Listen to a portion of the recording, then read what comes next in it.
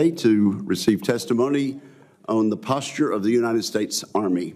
I want to thank our witnesses, Secretary of the Army Dan Driscoll and the Chief of Staff of the Army, Randy George, for being here. Unfortunately, it seems that detailed fiscal year 2026 budget will not be available for several more weeks. Nonetheless, we'll benefit from speaking to both Secretary Driscoll and General George. In the past month, we've been speaking publicly about the Army Transformation Initiative, or ATI. This initiative seeks to change portions of the Army's capabilities and force structure while maintaining the Army's flat budget. The Army provided this committee with the first real set of details on the ATI about a week ago. This hearing marks the beginning of the Army's discussion with Congress on the idea. We are ready to work with you, gentlemen. In fact, we must work together rapidly to fix fundamental problems with the Army. Since 2000, the list of failed Army modernization initiatives, such as the Comanche helicopter, the Crusader howitzer, and the future combat systems, has continued to grow. Between 2002 and 2012, the Army spent $50 billion on programs it eventually canceled. The record in the past 5 years has been better, but it still contains significant missteps. The Army recently spent $2 billion on a Scout helicopter that will never fly. Other cancellations of programs have followed, including the Strategic Long-Range Cannon Program, the Extended Range Cannon Artillery Programs, and the M10 Booker Armored Infantry Support Vehicle, as well as the Humvee.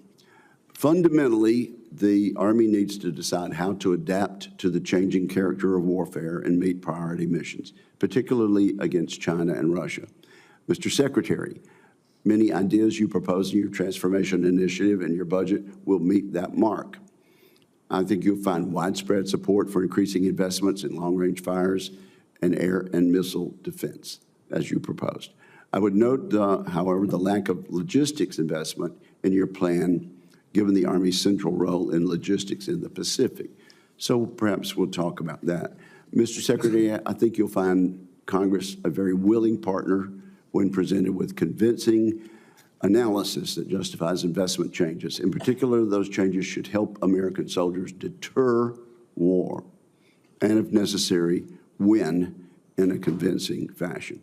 Where we do disagree, it will likely be in effects on the industrial base. Our defense industrial base is brittle.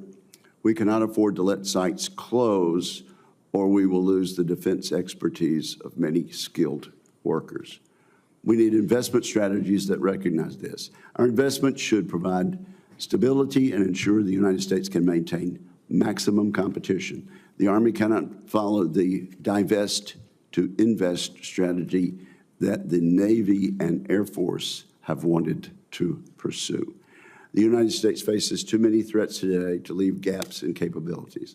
It will require tightly woven investment strategies among the Army, Congress, and industry to get this right. So we look forward to your testimony. With that, I turn to my friend, the ranking member of this committee. Well, thank you very much, Mr. Chairman, and Secretary Driscoll, General George, welcome to today's hearing. Thank you both for your service to the nation and the Army, and please convey the committee's appreciation for the men and women serving under your command. Let me first take a moment to recognize an historic milestone for the United States Army. This month marks the 250th anniversary of the founding of the Continental Army in 1775. Since then, millions of Americans have stepped forward to serve in the Army and protect their fellow citizens both on our own soil and abroad. For me personally, the opportunity to serve in the Army and to lead American soldiers was the privilege of my life. I'm proud to recognize this important moment in our nation's history. Today, the threats the Army faces would be inconceivable to its founding leaders. As we speak, China is working to challenge America's interest and leadership in the world. Vladimir Putin continues his vicious assault on Ukraine as a stepping stone in his imperial vision, and Iran seeks to exploit violence in the Middle East to expel the United States from the region. The United States Army, the most powerful ground force in the world, is fundamental to deterring and, if needed, confronting these threats.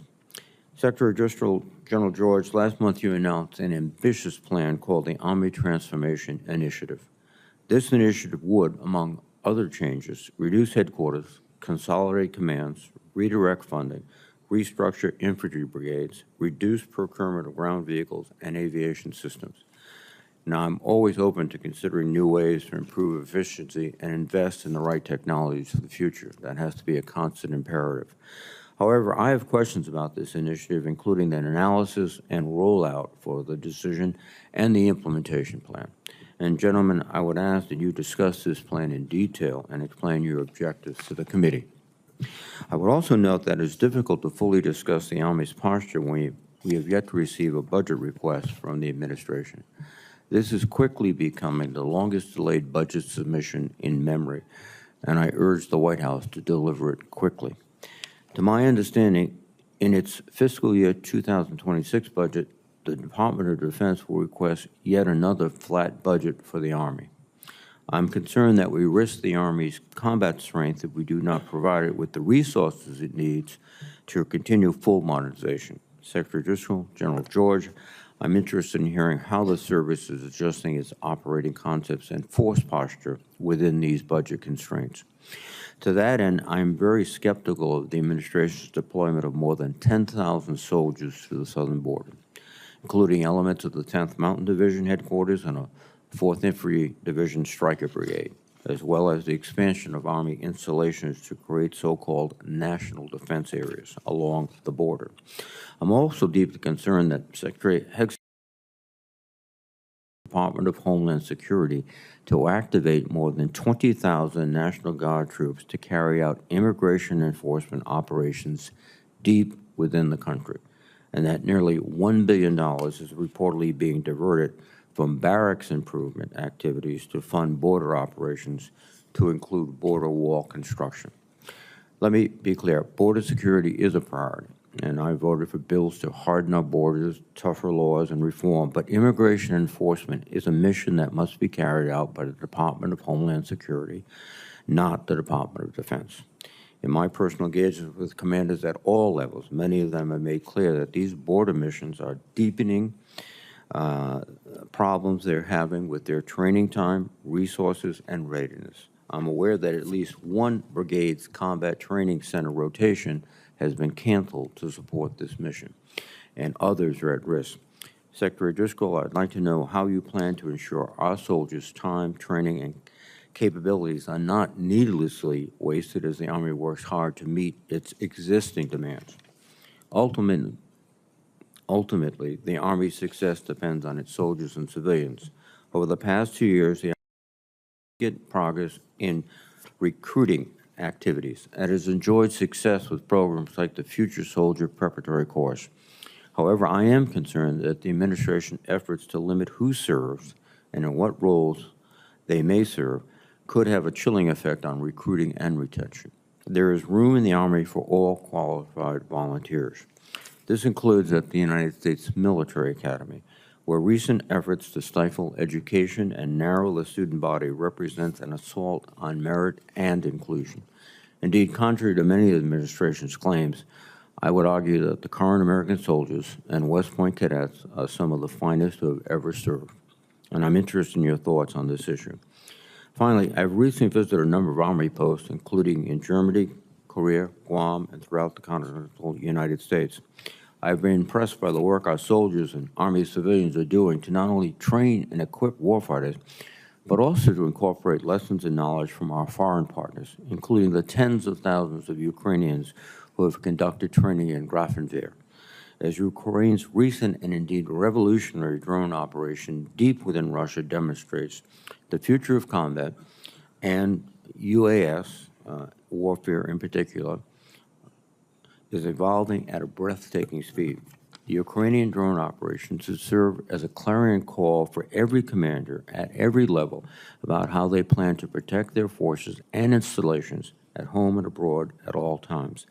I'd like to know what lessons and tactics the Army is learning from the conflicts in Europe and the Middle East, and what resources are needed. Again, I thank the witnesses for their participation today, and I look forward to the testimonies. Thank you, Mr. Chairman. Thank you very much, Senator Reed. We'll proceed now with opening statements. Secretary Driscoll, you may go first. Chairman Wicker, Ranking Member Reed, distinguished members of this committee, it is a privilege to address you today. I want to express my sincere gratitude for your unwavering support of our soldiers and their families. I'd like to start off this hearing with some good news. Earlier this week, the United States Army met its fiscal year 2025 recruiting goals 4 months early, bringing in more than 61,000 new recruits. These men and women are stepping up during a time of global uncertainty and complex threats. And those threats are real. When I went through my confirmation hearings in this very room, I pledged to be the Soldiers' Secretary of the Army.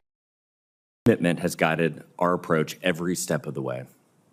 The Army Transformation Initiative has been conceived with the soldier in mind, and your partnership is critical as General George and I begin implementing this transformation, which is now more urgent than ever. This week, we witnessed a stark illustration of modern warfare in Ukraine and Russia. Reports indicate against Russia's strategic bomber force using a swarm of over 100 inexpensive drones. At a cost of a mere tens of thousands of dollars, Ukraine inflicted billions in damage, potentially setting back Russia's bomber capabilities for years. The world saw in real time how readily available technology can disrupt established power dynamics. Drones are but one example of a broader shift, and the Army needs to keep pace. In my first 3 months as Secretary, General George and I have immersed ourselves in understanding why the Army has been slow to innovate.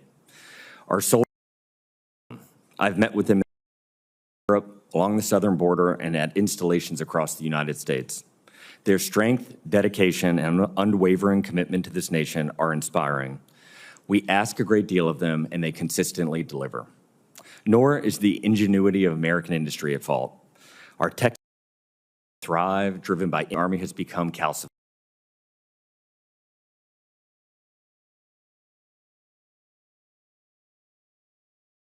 having suffered from efficiency, slow-moving processes, and wasteful spending.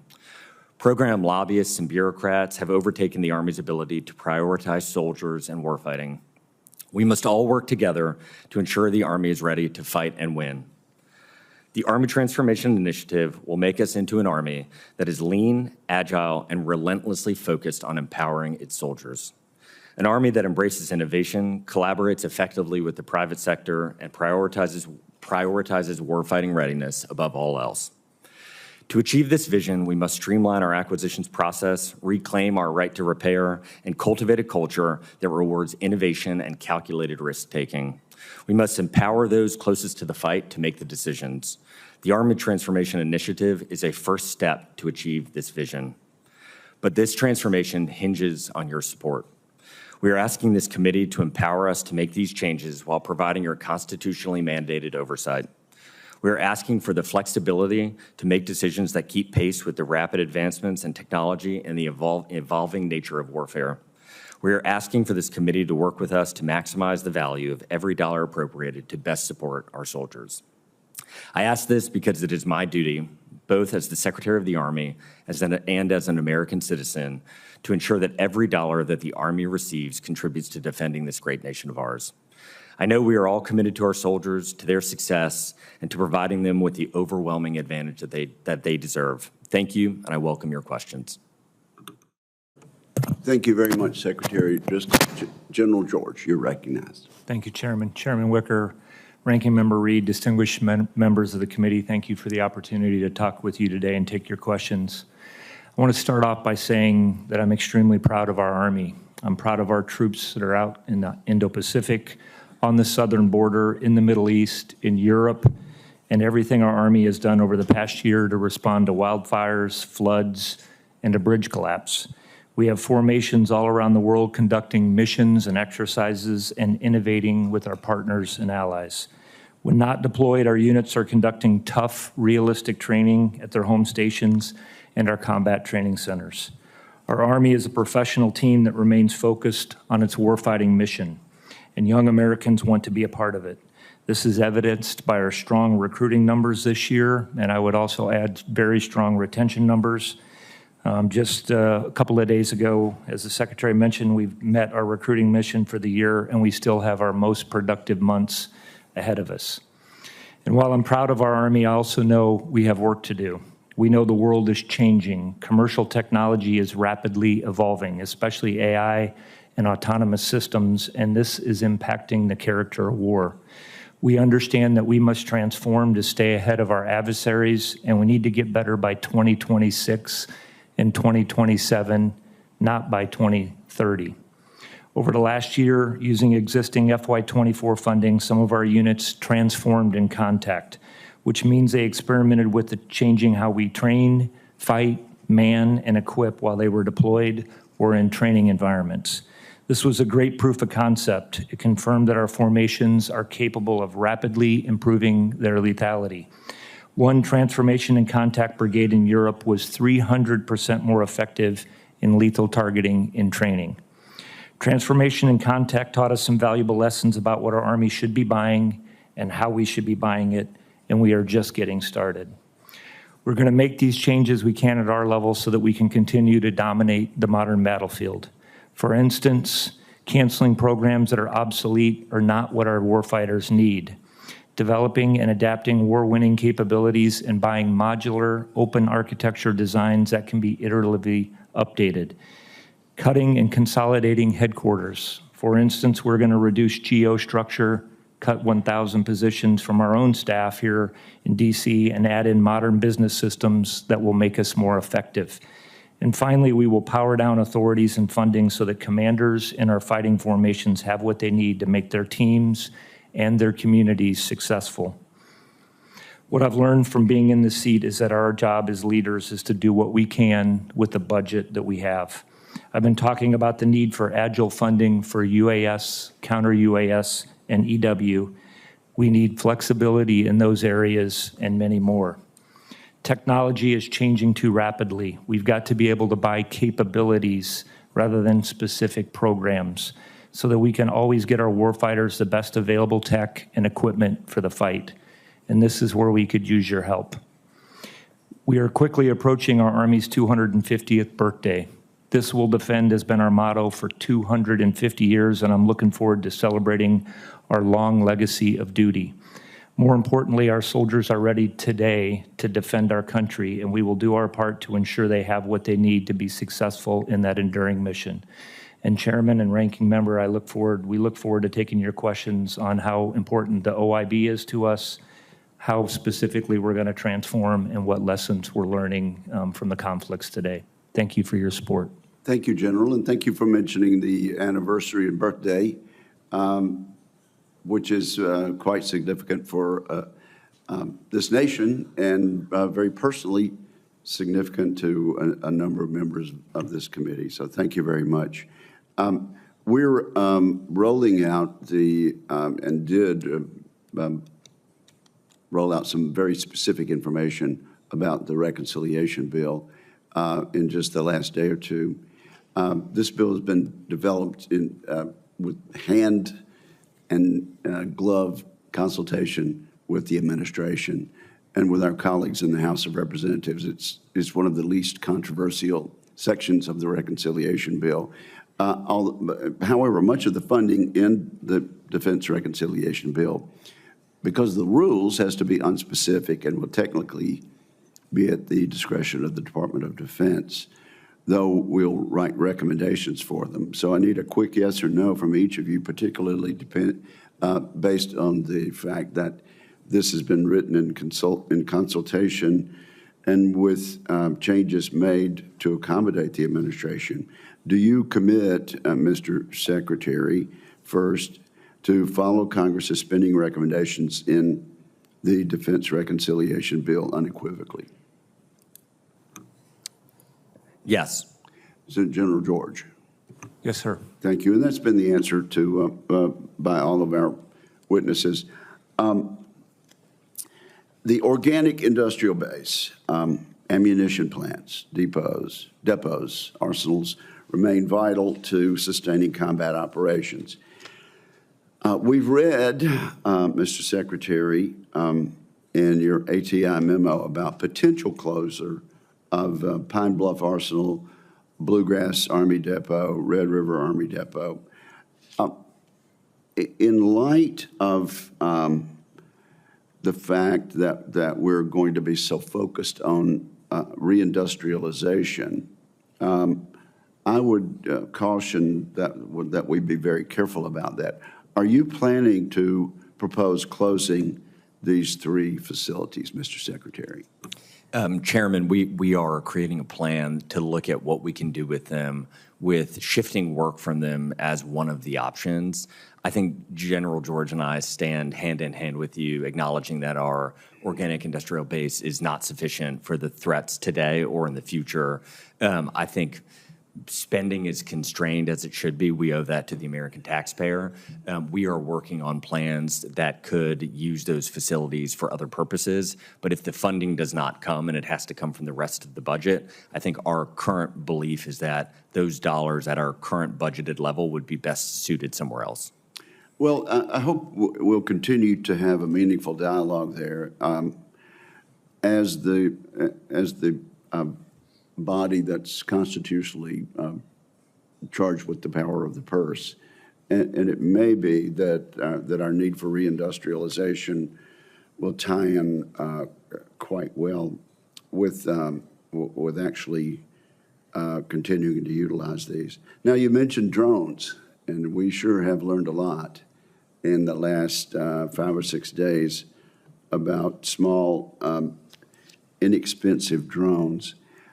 I don't know if most people realize that our drone manufacturers create drones that cost 10 times as much as Chinese drones. DOD is spending less than $100 million per year on small drones. It seems to me this makes it difficult for our industrial base to achieve economies of scale and buying the equipment to produce at a more reasonable price. Do you agree with me on that? And do you agree that we very much need to address this issue, Mr. Secretary? And then I'll ask General George to comment also. I think, Chairman, if it was only if we were only 10x more expensive, I would say that would be better than the actual reality, which I think we are sometimes 50 times to 100 times more expensive. We are so expensive that it just makes the cost curve absolutely impossible for us. And so I wholeheartedly agree that we as a nation have got to set a moonshot to figure out both how do we defend against these low-cost drones, and then how do we create enough to scale against Russia. It's estimated maybe creating 4 to 6 million this year. I mean, and China even more. I think the last number I saw is they might be doing 50 million across their entire country. We are currently not ready for it, but we need to work with you to get to speed up the current tests that we are doing. General George, I assume that you and the Secretary are of one mind on this issue. We certainly are, Chairman. I would, there's 2 aspects of this. To your previous comment on the, industrial base, I think that's something, again, you look at like DJI is producing 15 million drones. One of the challenges for us, like brushless motors, controllers, things like that I think that this is where we need to move to in our own industrial base and be able to do that. It could help commercial industry here stateside as well. So that's one aspect. The other thing, millions of people are listening to you on television. Tell them what DJI is. It's a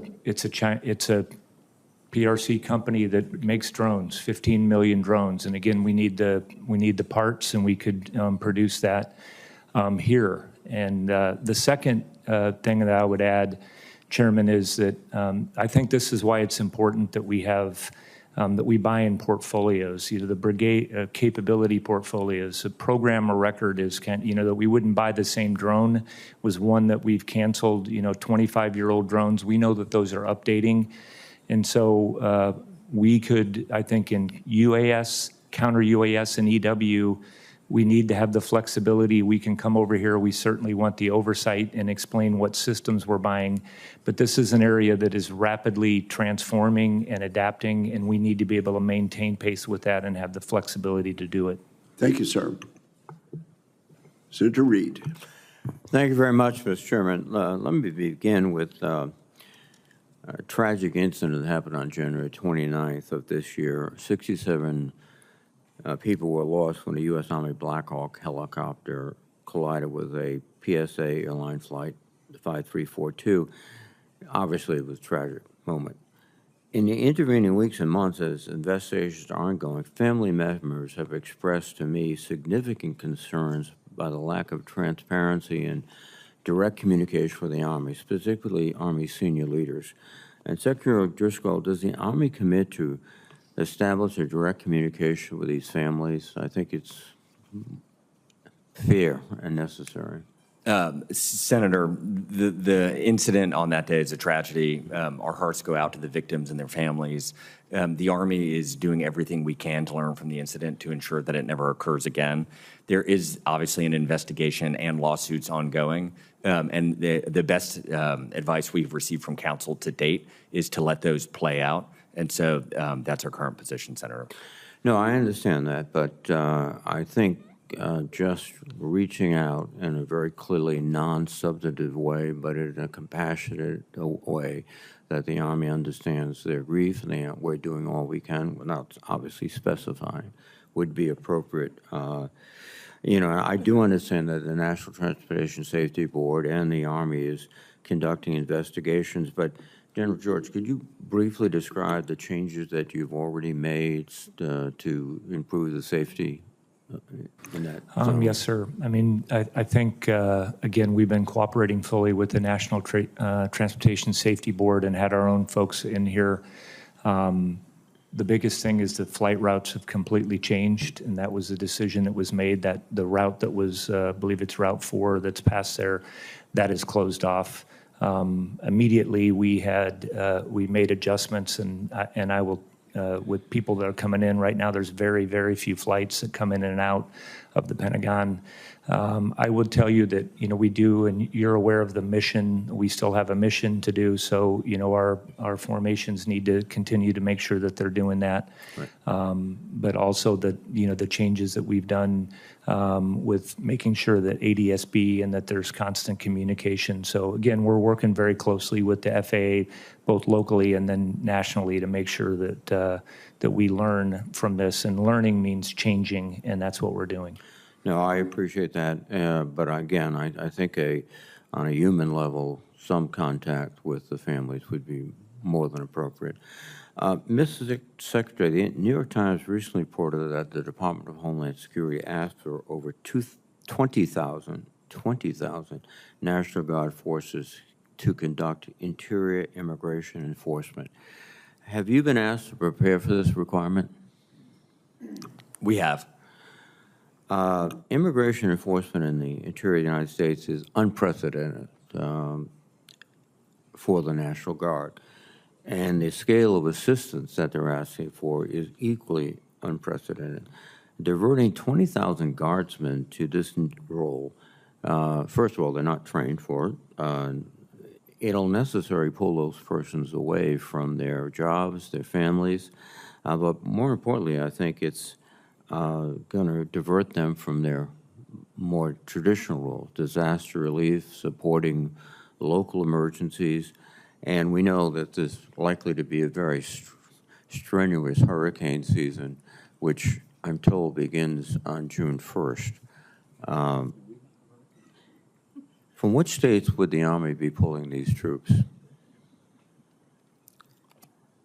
I'll jump in. I don't, we are working through this right now, and obviously we'll get asked to provide soldiers. You know, we're ready to do that. We are, I will tell you, sir, prepared to respond to emergencies that we've, you know, done that routinely. I mentioned that in my opening statement on what we're able to do across all the compos, and then with whatever missions that we're aligned to do, those, you know, clerical or whatever, they would be aligned to whatever the soldiers are trained. Is this a mission that, in your experience, that National Guardsmen have been trained for, going and searching for illegal immigrants in major cities and across the country? Again, Senator, I think that, you know, the missions would be aligned with what our soldiers are trained to do within the authorities that we would have under Title 10.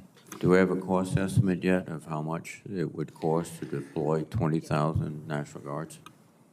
Senator, I don't believe we do, but we'll follow up with your office the moment we know what states and an estimated cost. Just finally, we recognize that both legally and traditionally, soldiers are not police officers or ICE agents.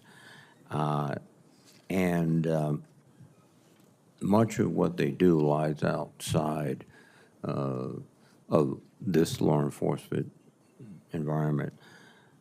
Just, are you concerned about the scene of U.S. Army, and people won't make distinction between National Guard and U.S. Army, driving in military vehicles and pulling people out of houses and putting them in the backs of trucks and driving them away?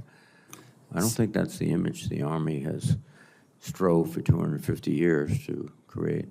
Senator, I don't, it's hard to answer that hypothetical because we have not heard of those details in the planning. And so it's hard to answer today.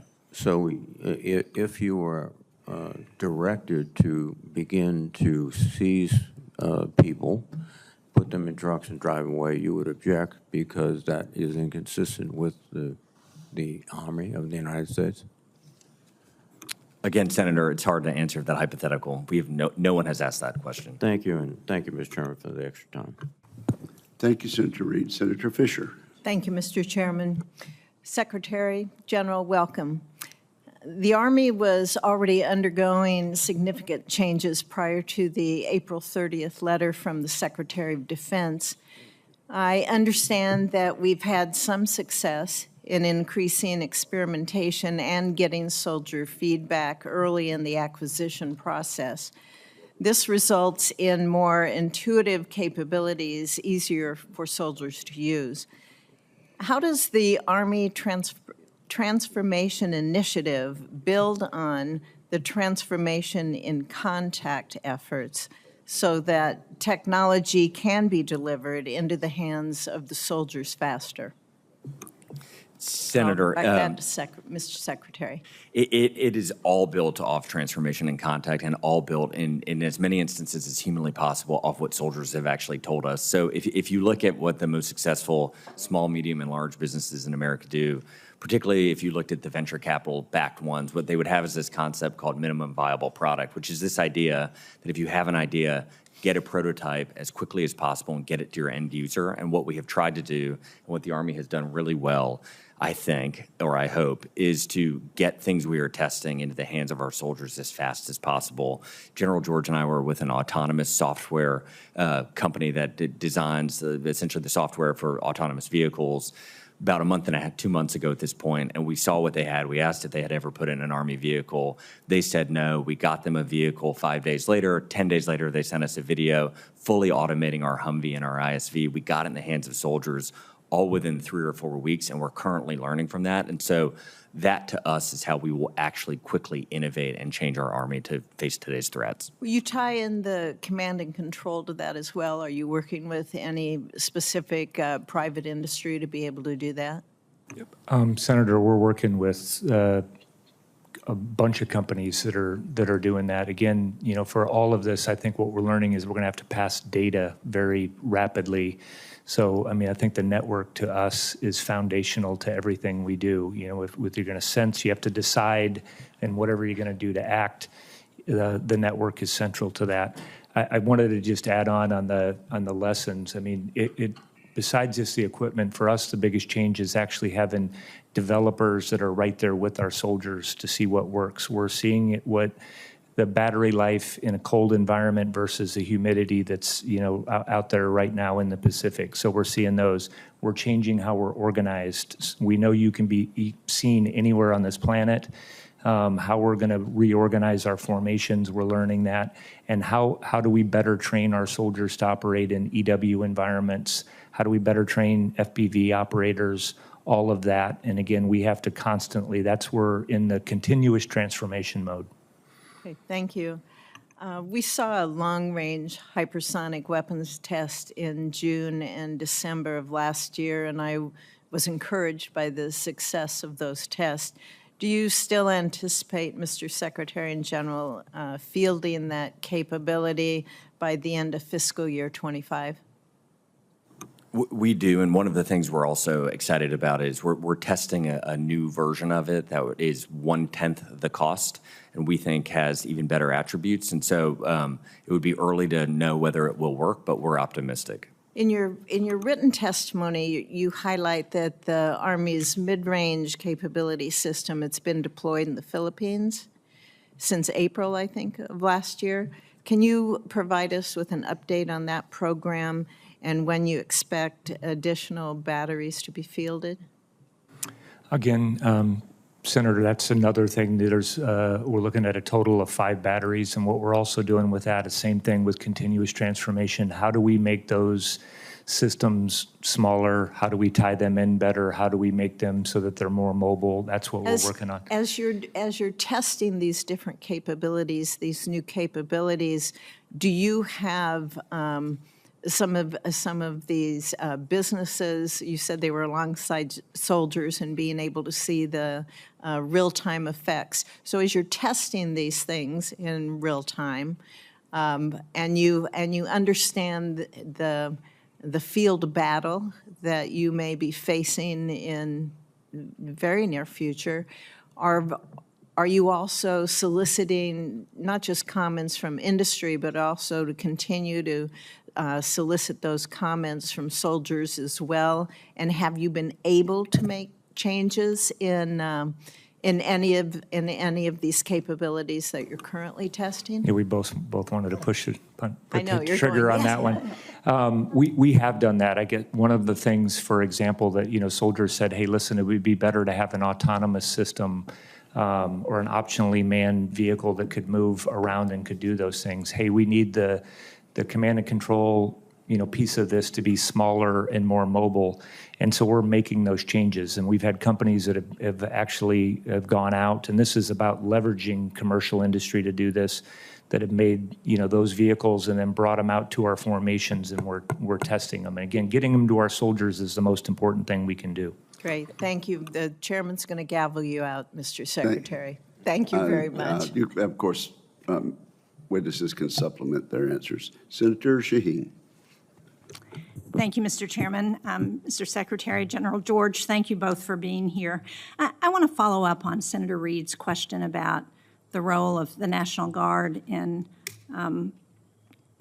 dealing with illegal immigrants. And I'm looking at a memo here from the Executive Secretary at the Department of Defense from the Department of Homeland Security.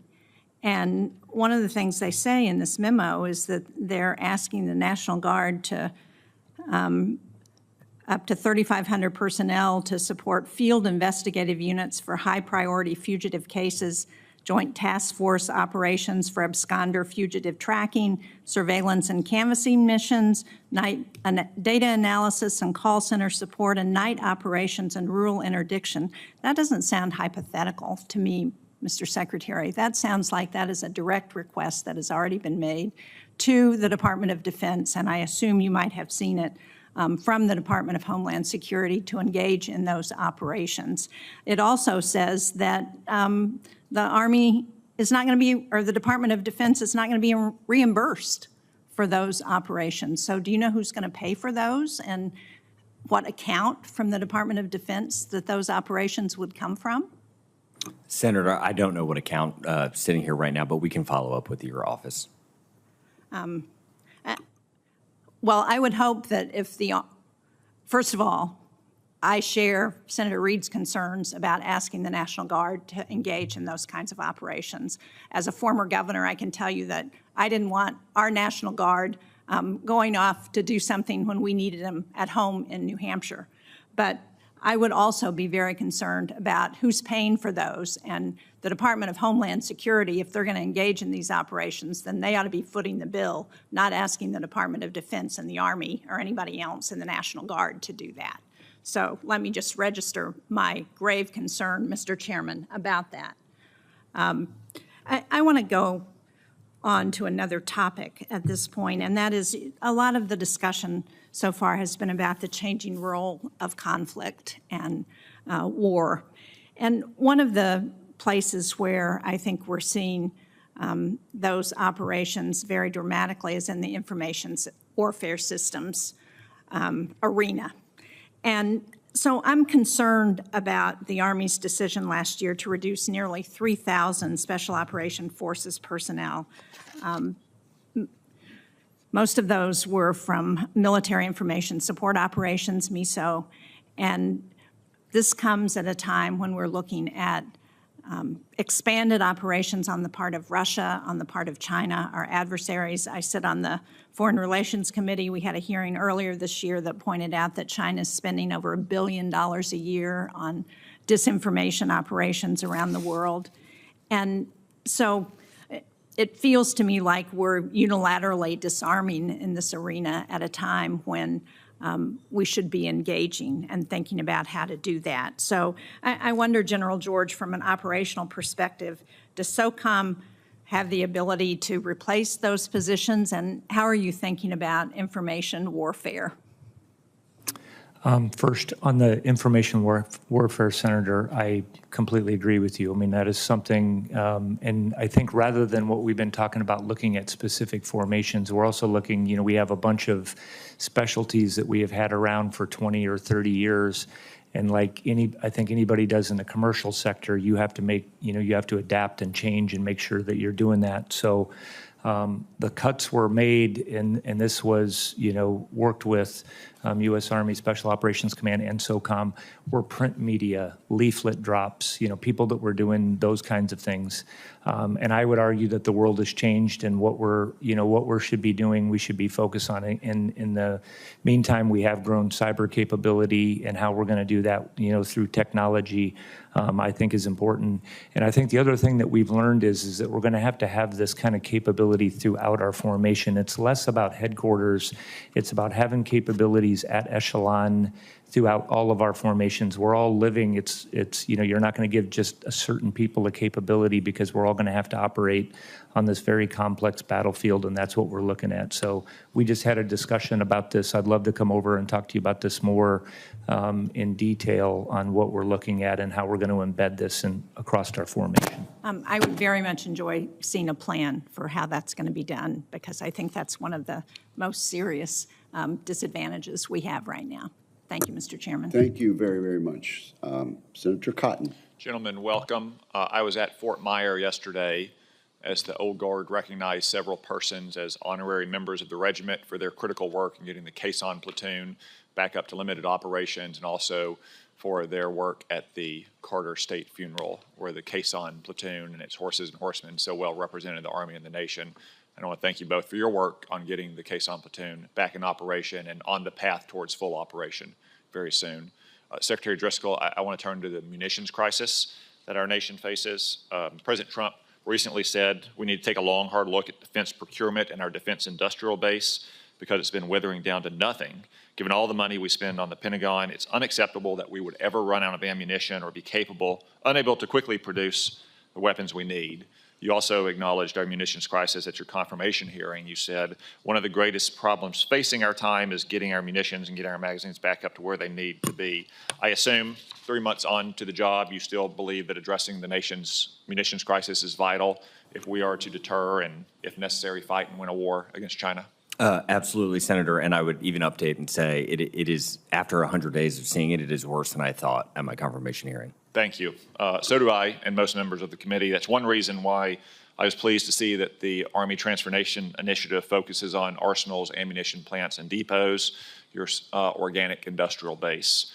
Secretary Hegseth's memo about the initiative directs the Army to modernize the organic industrial base to generate the ammunition stockpiles necessary to sustain national defense during wartime by implementing 21st century production capabilities. Given this and your earlier remarks to Senator Wicker, I think it's safe to say that we share the Secretary's belief that the organic industrial base is a crucial element of our broader defense industrial base. You agree? Unequivocally. Thank you. And we're not the only ones either. There's other members of this committee like Senator Mullen and Senator Ernst and Senator Rosen who have long pushed the Army to strengthen its organic industrial base. That includes updating and expanding operations at facilities like Pine Bluff Arsenal in my state, McAllister Army Ammunition Plant in Oklahoma, Hawthorne Army Depot in Nevada. All these facilities, like all of them across the organic industrial base, are underused, and we have thought for some time the Army should be expanding them to meet urgent national security needs. And while I agree with you that the commercial industry will play an important role in solving the crisis, I think we all know that industry alone can't do it all. First, I'm doubtful that private businesses are going to take up work like smoke grenades or other niche capabilities required by the military. For instance, I'm skeptical that it's profitable for a business to stand up new production of white phosphorus ammunition, which is only produced in Pine Bluff, when the customer base is limited to the U.S. military and the cost of production are so high.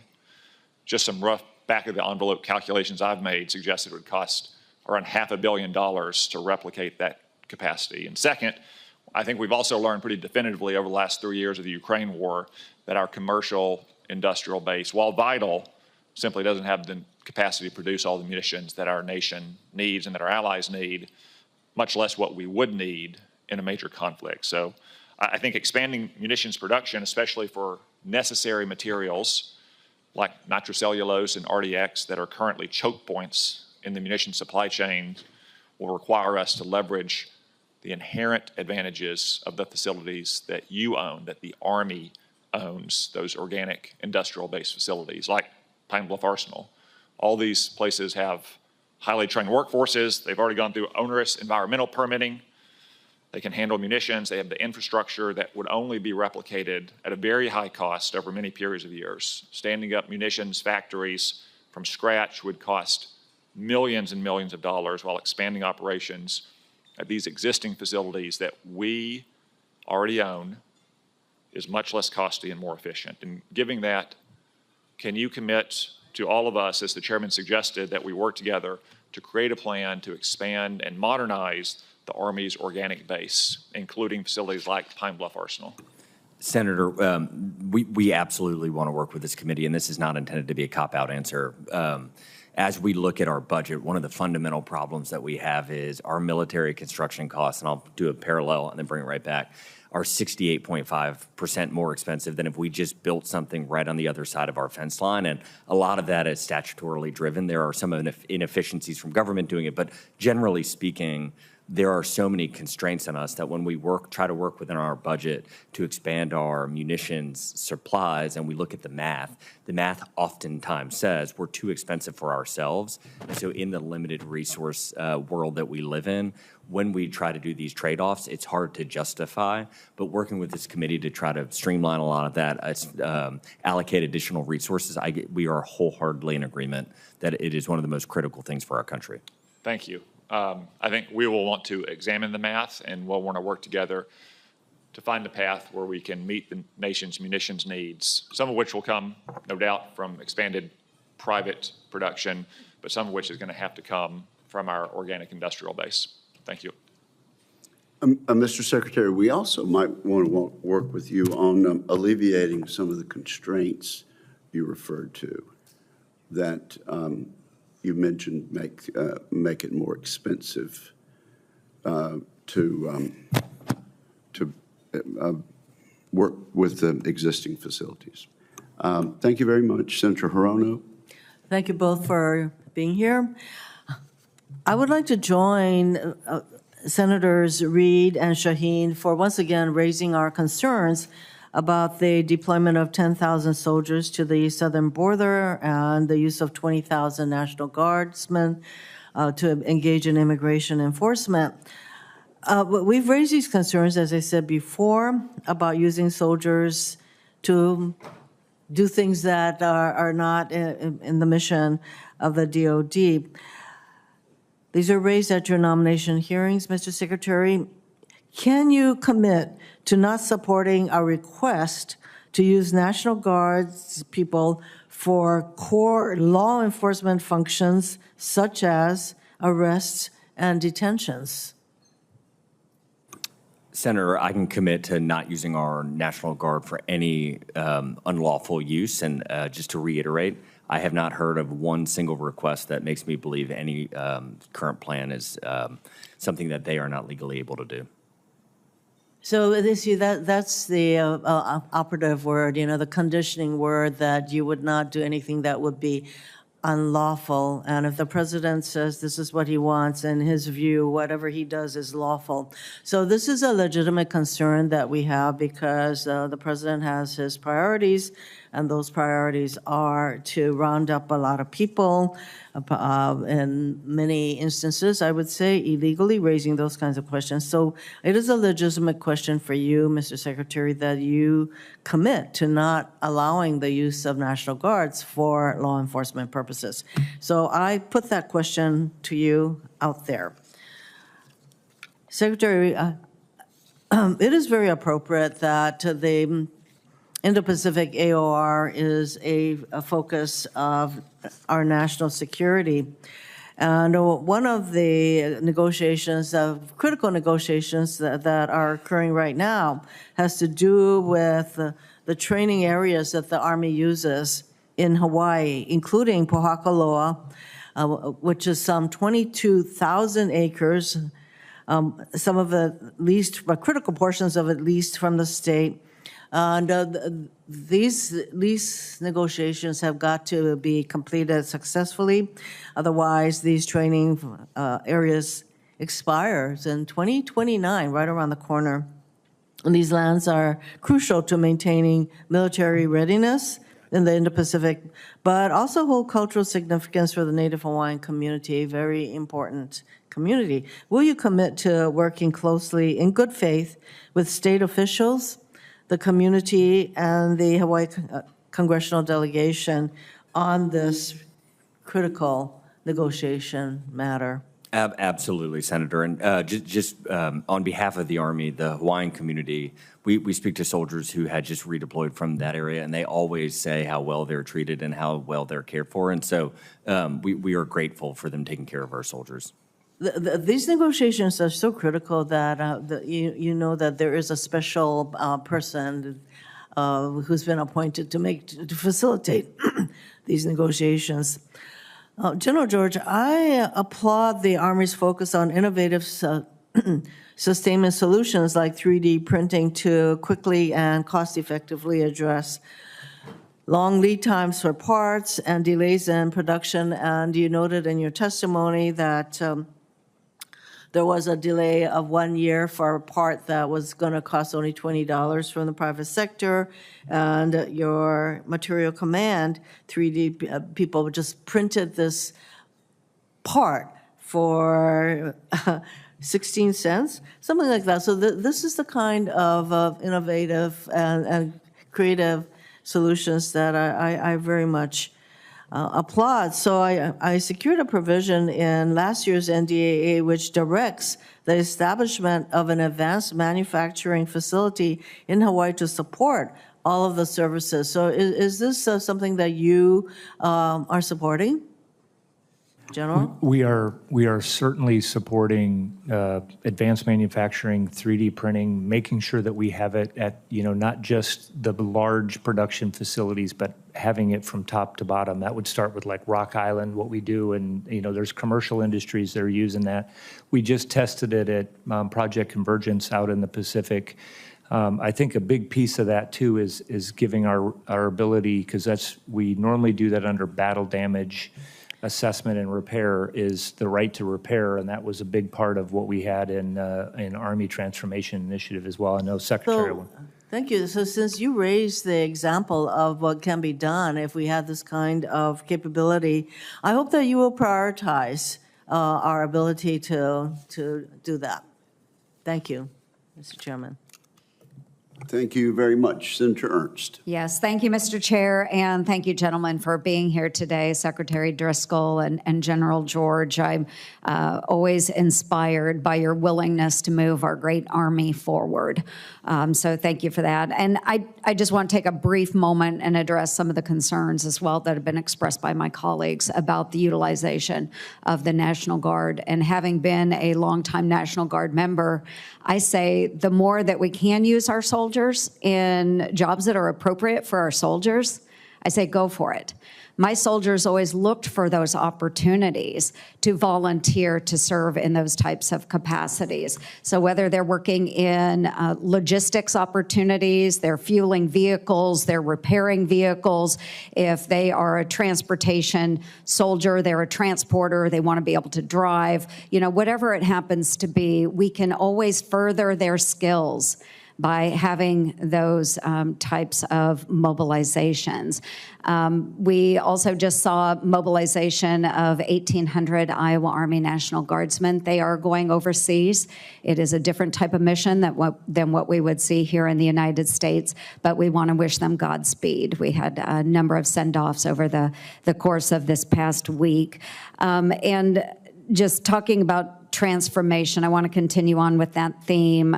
We're going through a lot of reforms for modernization, and you also have had some really notable progress in recruiting and retention.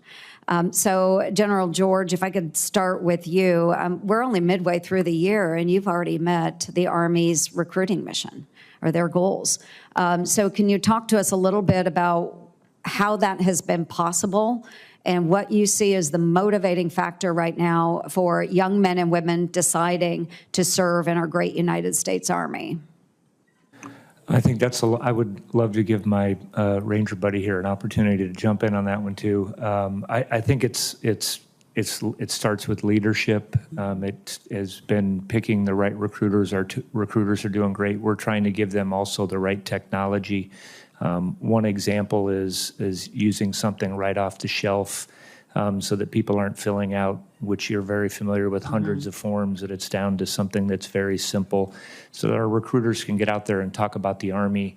In the end, I think they want to join, the people that are out there, and we need to make sure that we continue to do that.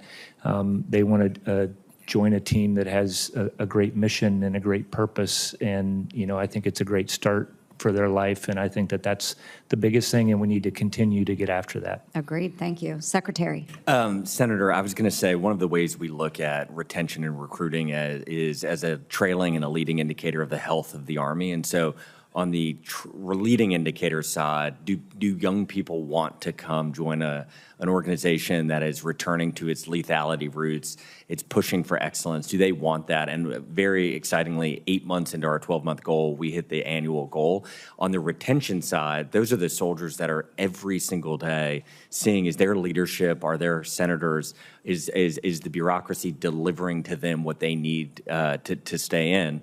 And even more exciting to us is we hit that 12-month goal 6 months into the year.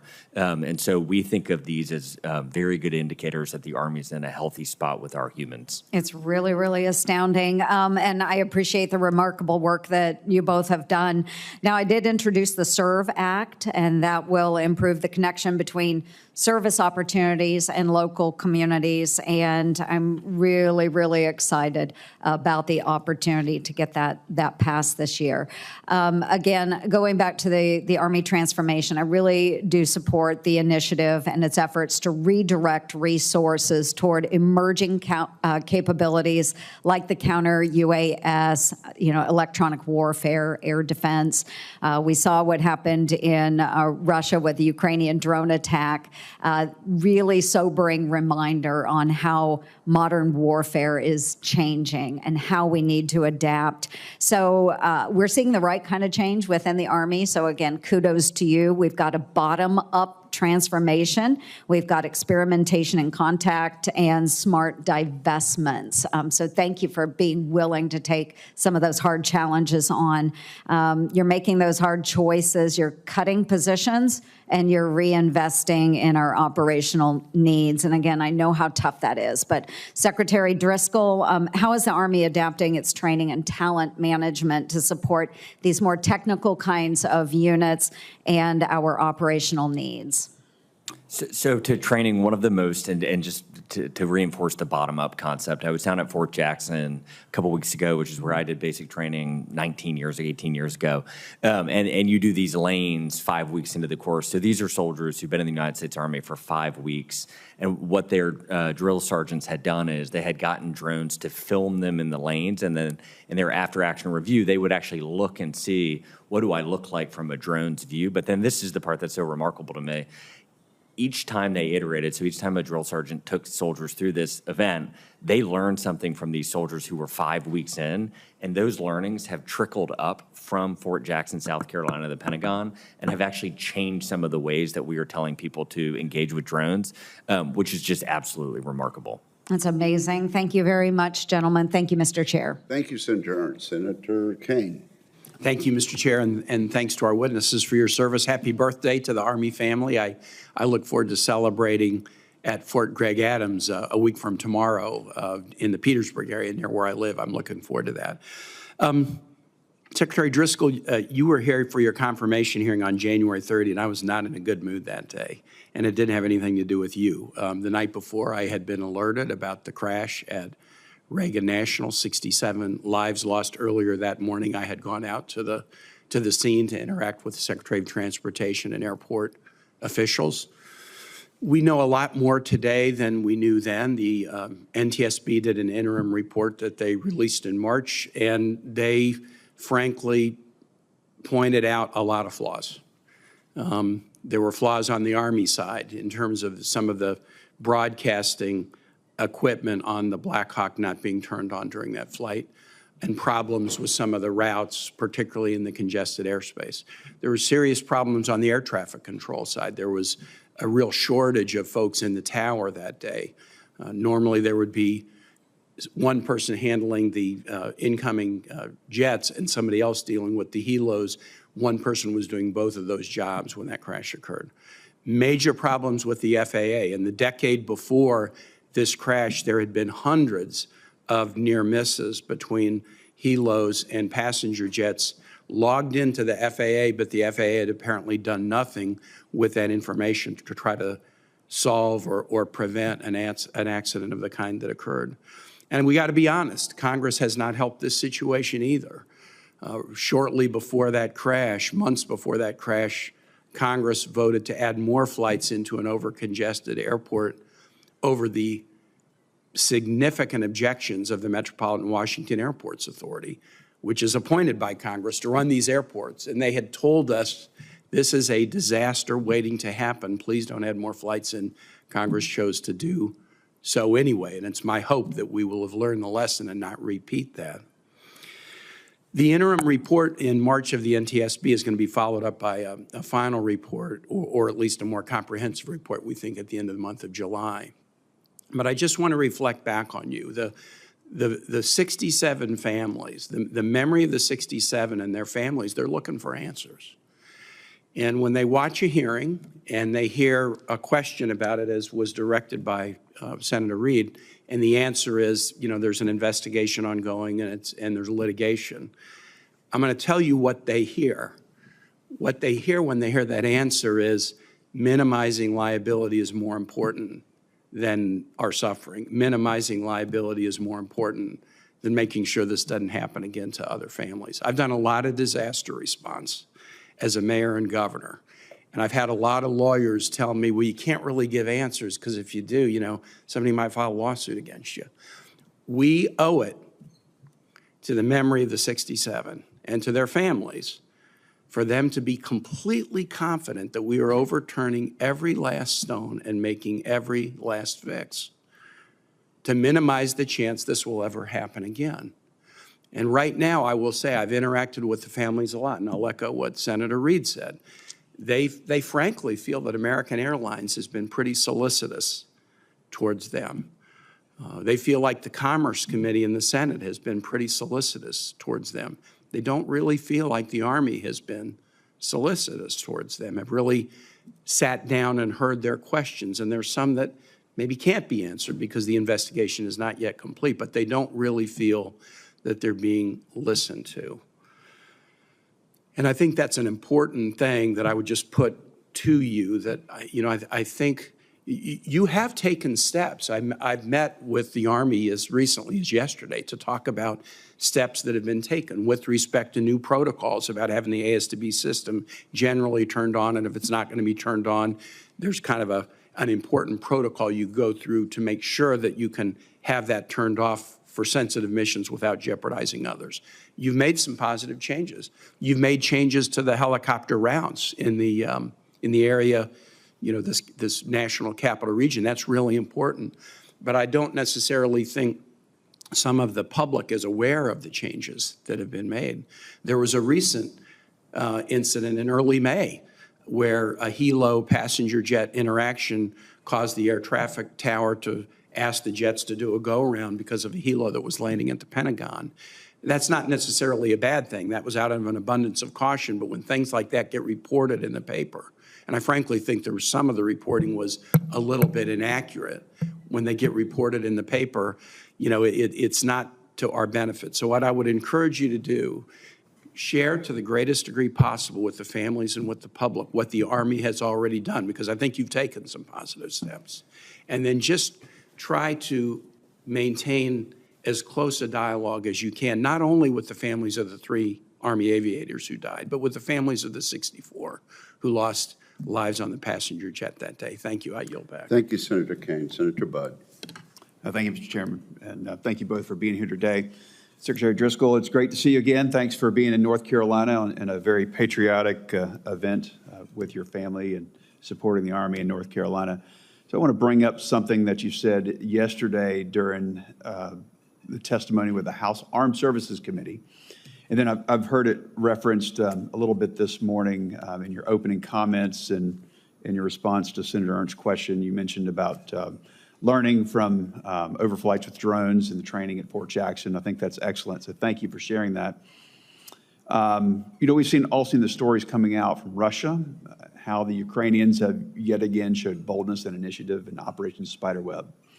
And we applaud them, but it makes me think, how do we make sure that we don't become the victims in a similar situation against us? And how do we make sure that we're defending ourselves against potential enemy drone attacks? We've talked about offensive operations, but less about troop protection. So if you would talk about the Army keeping pace in drone and counter-drone technology, and how do we make sure that we protect our troops at home and abroad from these threats? Thanks for the question, Senator Budd. And just to close out with Senator Kane, I will reflect on your remarks. If any of the families are listening, we are absolutely devastated by that outcome. If anything, we are saying sounds like callous legalese. It's not intended to be. So thank you for sharing that, and I commit to reflecting and following up. Senator Budd, air and missile defense is, when we see our air defenders, and we saw them in the Middle East, we say with a very straight face that they are the new tip of the spear. The way that warfare is changing, and what we saw with Operation Spider's Web in Russia, and the sheer volume of damage, I think our estimate is for sub $20,000 in cost, they took out up to, call it, 10-ish billion in assets, and we would face that same problem. It is one of the challenges of our lifetime as an Army to figure this out. We are testing all sorts of different solutions, from the smallest being just shooting a 50 caliber round, the highest being we have ground-based interceptors that are based in Alaska and are a lot more expensive. We have things in the middle like directed energy, which require kind of different power grids and different ways of thinking about delivering and storing power. We're doing all sorts of experiments with our soldiers. We were just with a company yesterday who is part of Operation Spider's Web in Ukraine, and hearing about how they participated in it. And And we said immediately, like, we've got to figure out how to get this technology into our soldiers' hands this summer so that we can start to learn, because it was obviously so effective there. And so I guess in summary, what we're trying to do is test as many things as we possibly can, and then work with this committee once we find the ones that are working to scale them as quickly as possible. Thank you for that. General George, it was reported last year that the Army intended to raise a 5th multi-domain task force, and then it would be stationed in Fort Bragg, North Carolina, with the plan to be fully operational by fiscal year 2028. So the question is that still on track? And in a broader sense, how will the Army Transformation Initiative affect that force structure of the MDTF units? Yeah, I would tell you, Senator, that those plans are still on track. These are capabilities that we know we're going to need. Now, I mean, all of the things for multi-domain effects that we're going to have to do, to include the counter-UAS that you were just talking about. So that's definitely a capability that we're going to need and continue to grow. So I want to, continuing, General George, I want to applaud the Army's investment in its next generation C2, or command and control program, which will take advantage of software solutions to give real-time data to commanders so they can make decisions better and faster than our adversaries. So what's the status of Next Gen C2, and where has it succeeded, and where can it improve? I think if you were going to ask the Secretary or I, we're very encouraged by what we're doing. I think we know that we have to change how we pass data, move data, based on how you can be seen anywhere on this planet. We just saw out in when we were out in at the National Training Center, the concept, it works, and so we're now looking to scale it. We will have a division that's doing it this summer. We just want to go faster. I mean, and that's our press. We just did a warfighter over in Europe, and I know General Donahue. We just were up on the net with his team. This is transforming the network from theater all the way down to the tactical level, and we have to do as much as we can to go faster. Thank you. Thank you. Thank you, Senator Budd. Senator King. Thank you, Mr. Chairman. Very straightforward question. We've got this big parade coming up in a little over a week. What's the budget? 25 to 40 million.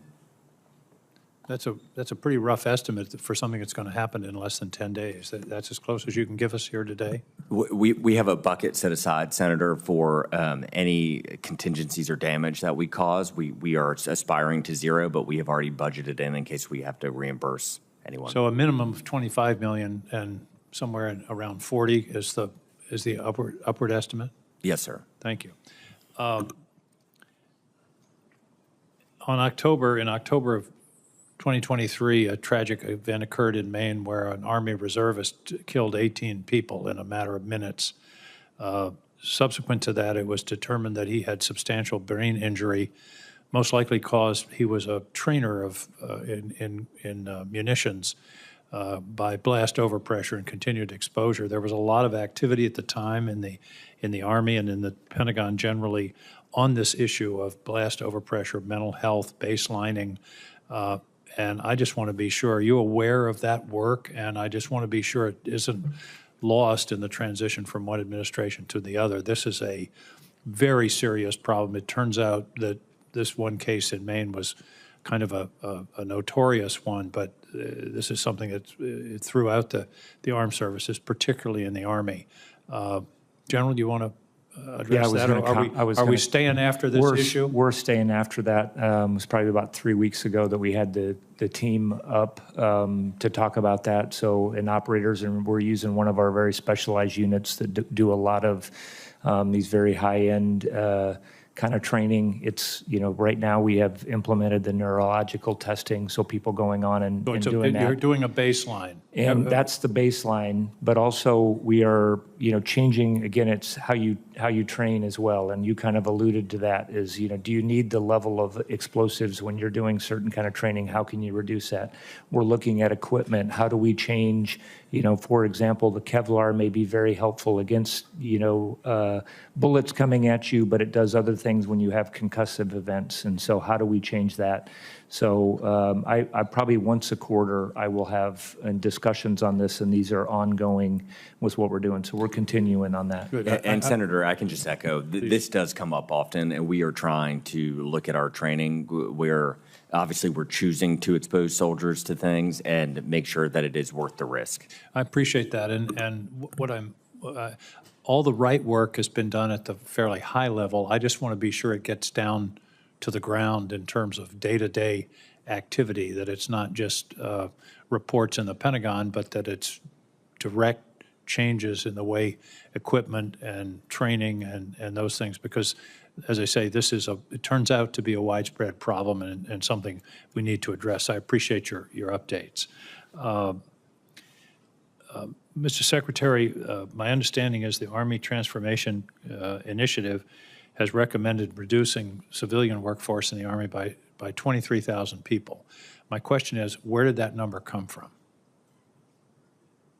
I would jump in a little bit on this. So a lot of, Senator, what we had done, and again, this wasn't like, hey, we're going to reduce a specific number. I think you'll also notice in there that we're combining headquarters. We had examples where we had, two geo-led headquarters within a stone's throw of each other that kind of had overlapping missions.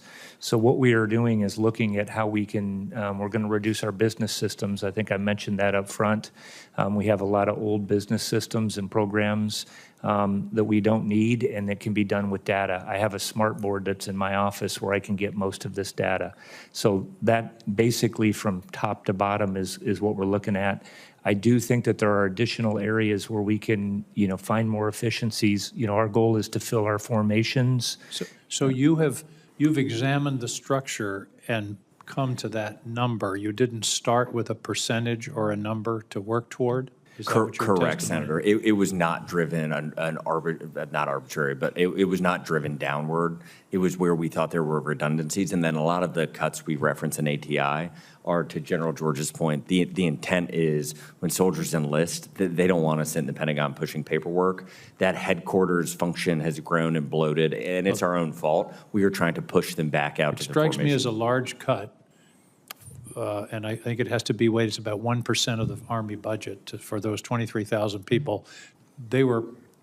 Some of them had to be doing useful work. I just would be interested in following up to see where the cuts are actually happening and the analysis that led to that. Thank you very much, Mr. Chairman. Thank you, Senator. Senator Sullivan. Thank you, Mr. Chairman.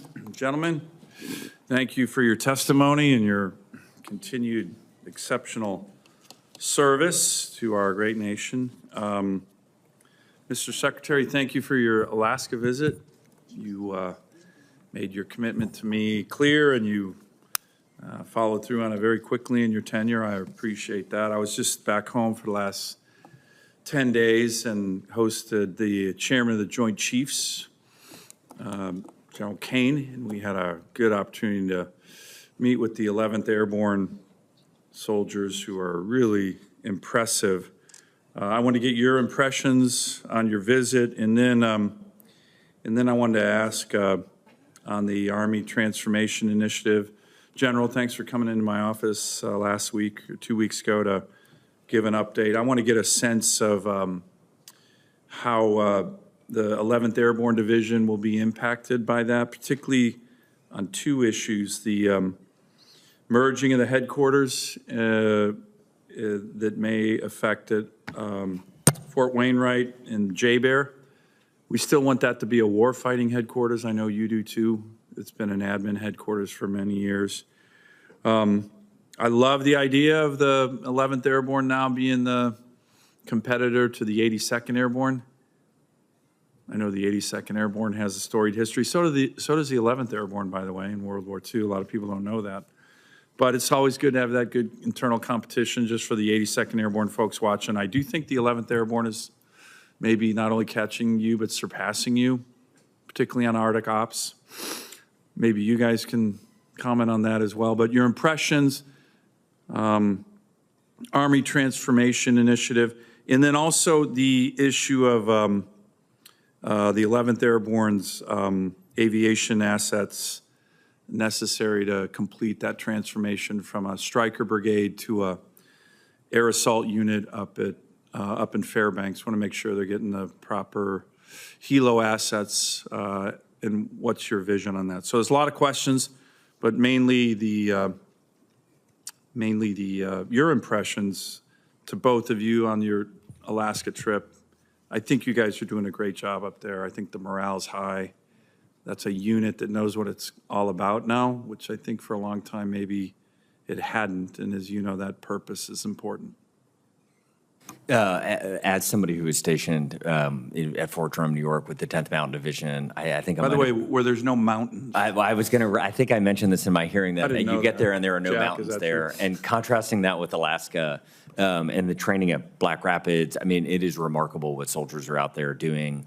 I ended up doing an exercise with some of them, and it's hard and it's different, and it's just the way you have to think about moving soldiers up these mountains is, and a lot of the world is filled with this Arctic mountainous regions. And so the other part that kind of we blew my mind was we went to a testing facility where they were testing our equipment in these incredible freezers that would go -50, -60 degrees, and they would show you what happens to fluid and what happens to all of these different items that we, the United States Army, purchase that just the manufacturers either don't have the ability to do it or just don't take the time to do it. And there are all of these instances where we are buying $1 billion of something and finding out it can't operate in -20-degree temperature, which is cold, but it's not that cold. And so Yeah, and you get that a lot up at Fort Wainwright. you get it a lot. And so the soldiers will take nearly every piece of equipment they get out on these very cold days on behalf of the United States Army so we can learn.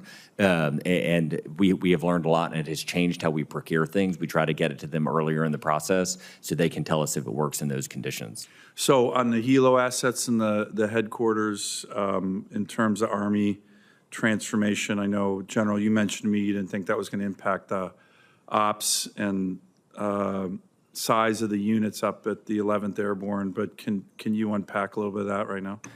I would say one of the things that we're trying to do with Army Transformation Initiative, and again, this gets to continuous transformation and make sure we're moving forward. I think that's actually a capability. You mentioned, having a division up there that needs to be a warfighting capability, that we need to add, certain lethal aspects to that division. And so, again, what we've got to do is I think other places, it's why we're trying to lead the way with what we're doing, reducing here and in other headquarters.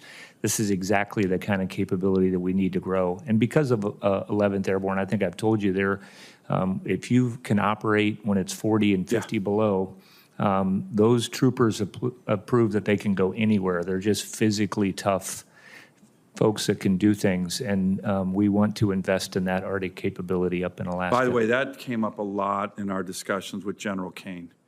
The ability, the discipline, the leadership needed to operate at 40 below zero. If you can operate in 40 below zero where it's hard to do anything, to your point, Mr. Secretary, you can operate anywhere in the world. You can operate in the jungle, you can operate in the desert, but you can't operate in 40 below zero unless you're trained, tough, and disciplined, and I think that's what those troops are becoming. So appreciate that. I'll have a few more questions for the record, but thanks for your leadership to both of you. Thank you very much. Senator Peters. Thank you, Mr. Chairman and gentlemen. Welcome to the committee, and thank you for your service. As we've discussed here in the committee, and three of us have had a chance to discuss in my office and other places, certainly the Army Transformation Initiative is going to refocus the Army towards future conflicts, and there's some real creative thinking, I believe, going into that, and I appreciate that. But as the Army begins this rapid modernization efforts, I'm hopeful we're going to continue to capitalize on my state, the state of Michigan's really unique commercial automotive expertise, including billions of dollars of research and development and advanced manufacturing talent that is located there. And at the same time, I think we also must ensure that ATI does not compromise readiness, innovation, and manufacturing. And I'm specifically concerned about potential impacts on some critical hubs like the Detroit Arsenal, as well as the Ground Vehicle Systems Center in Michigan. These sites, as I think both of you know, are central to the Army's modernization goals and the key for both shaping, for testing, and fielding the next generation capabilities. So my first question is for you, Secretary Driscoll. Do I have your commitment to work together to maintain both the Arsenal and GVSC's role in supporting the future for the Army's both wheeled as well as tracked vehicles? I would love to work with you, Senator. And the ISV, the Infantry Squad vehicle, it comes off of Chevy Colorado, so it's dual use. The GM Defense have been incredible partners. I saw them a couple weeks ago as we were visiting, and what they have been able to make for our soldiers. And their CEO actually goes out into the field with our soldiers to figure out how can it be better, and then they will iterate those changes within a couple of weeks. So I completely agree that what has occurred in the vehicle manufacturing in Michigan is incredibly valuable for soldiers. And my understanding, well, thank you for bringing that vehicle up. And General, you and I talked about that as well, but I'll ask you another question. But my understanding is when you leverage that commercial expertise, you mentioned the Silverado used for this particular vehicle, you can go from concept to prototype to low-rate production within 6 months.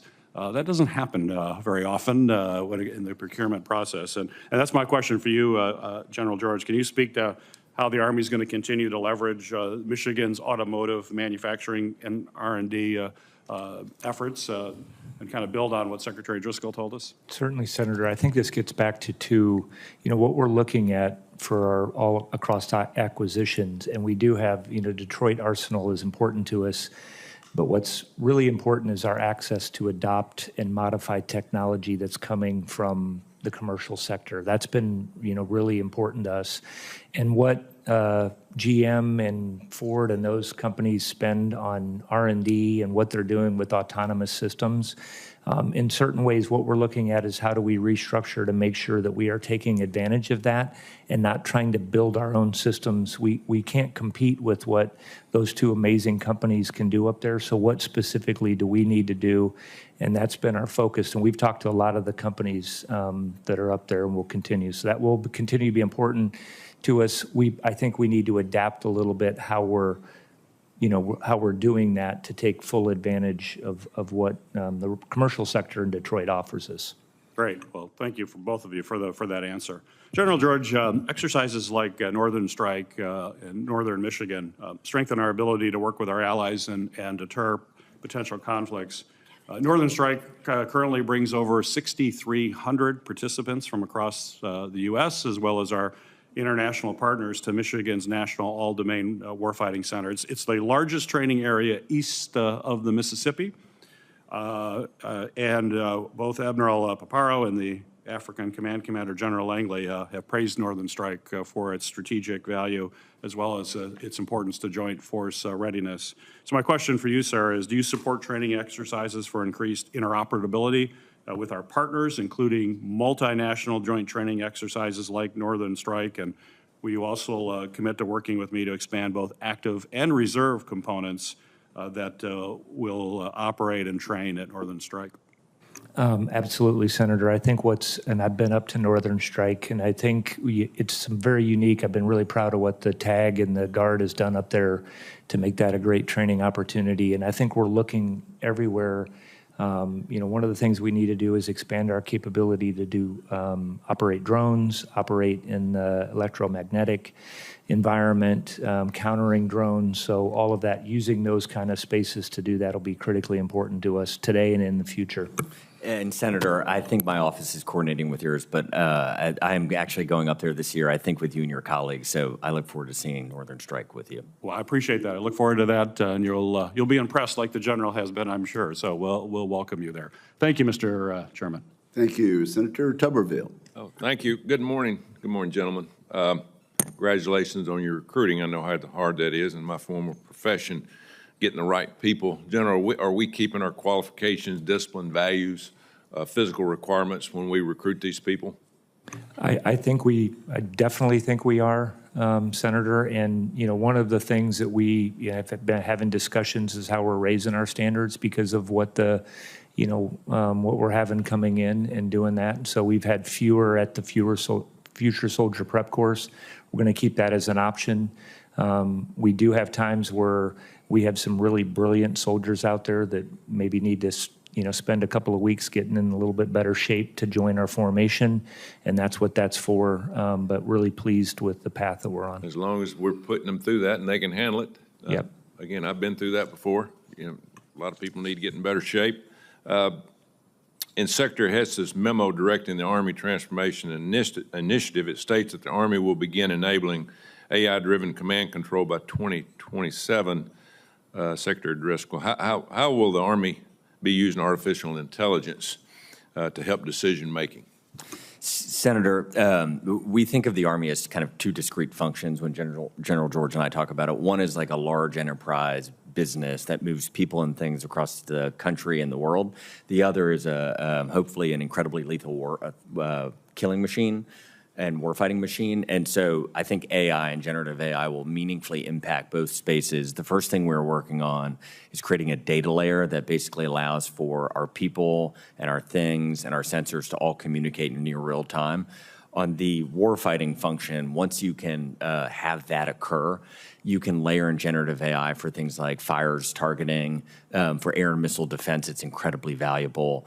I would estimate that we'll start to see that at scale in kind of 12 to 18 months. On the Army as an enterprise business side, we're incredibly optimistic. We have 200 plus enterprise systems right now that are oftentimes siloed. Oftentimes we've had software created just for us that we have to maintain that is decades out of date. And we think generative AI will be able to help us with all sorts of tasks in the coming months.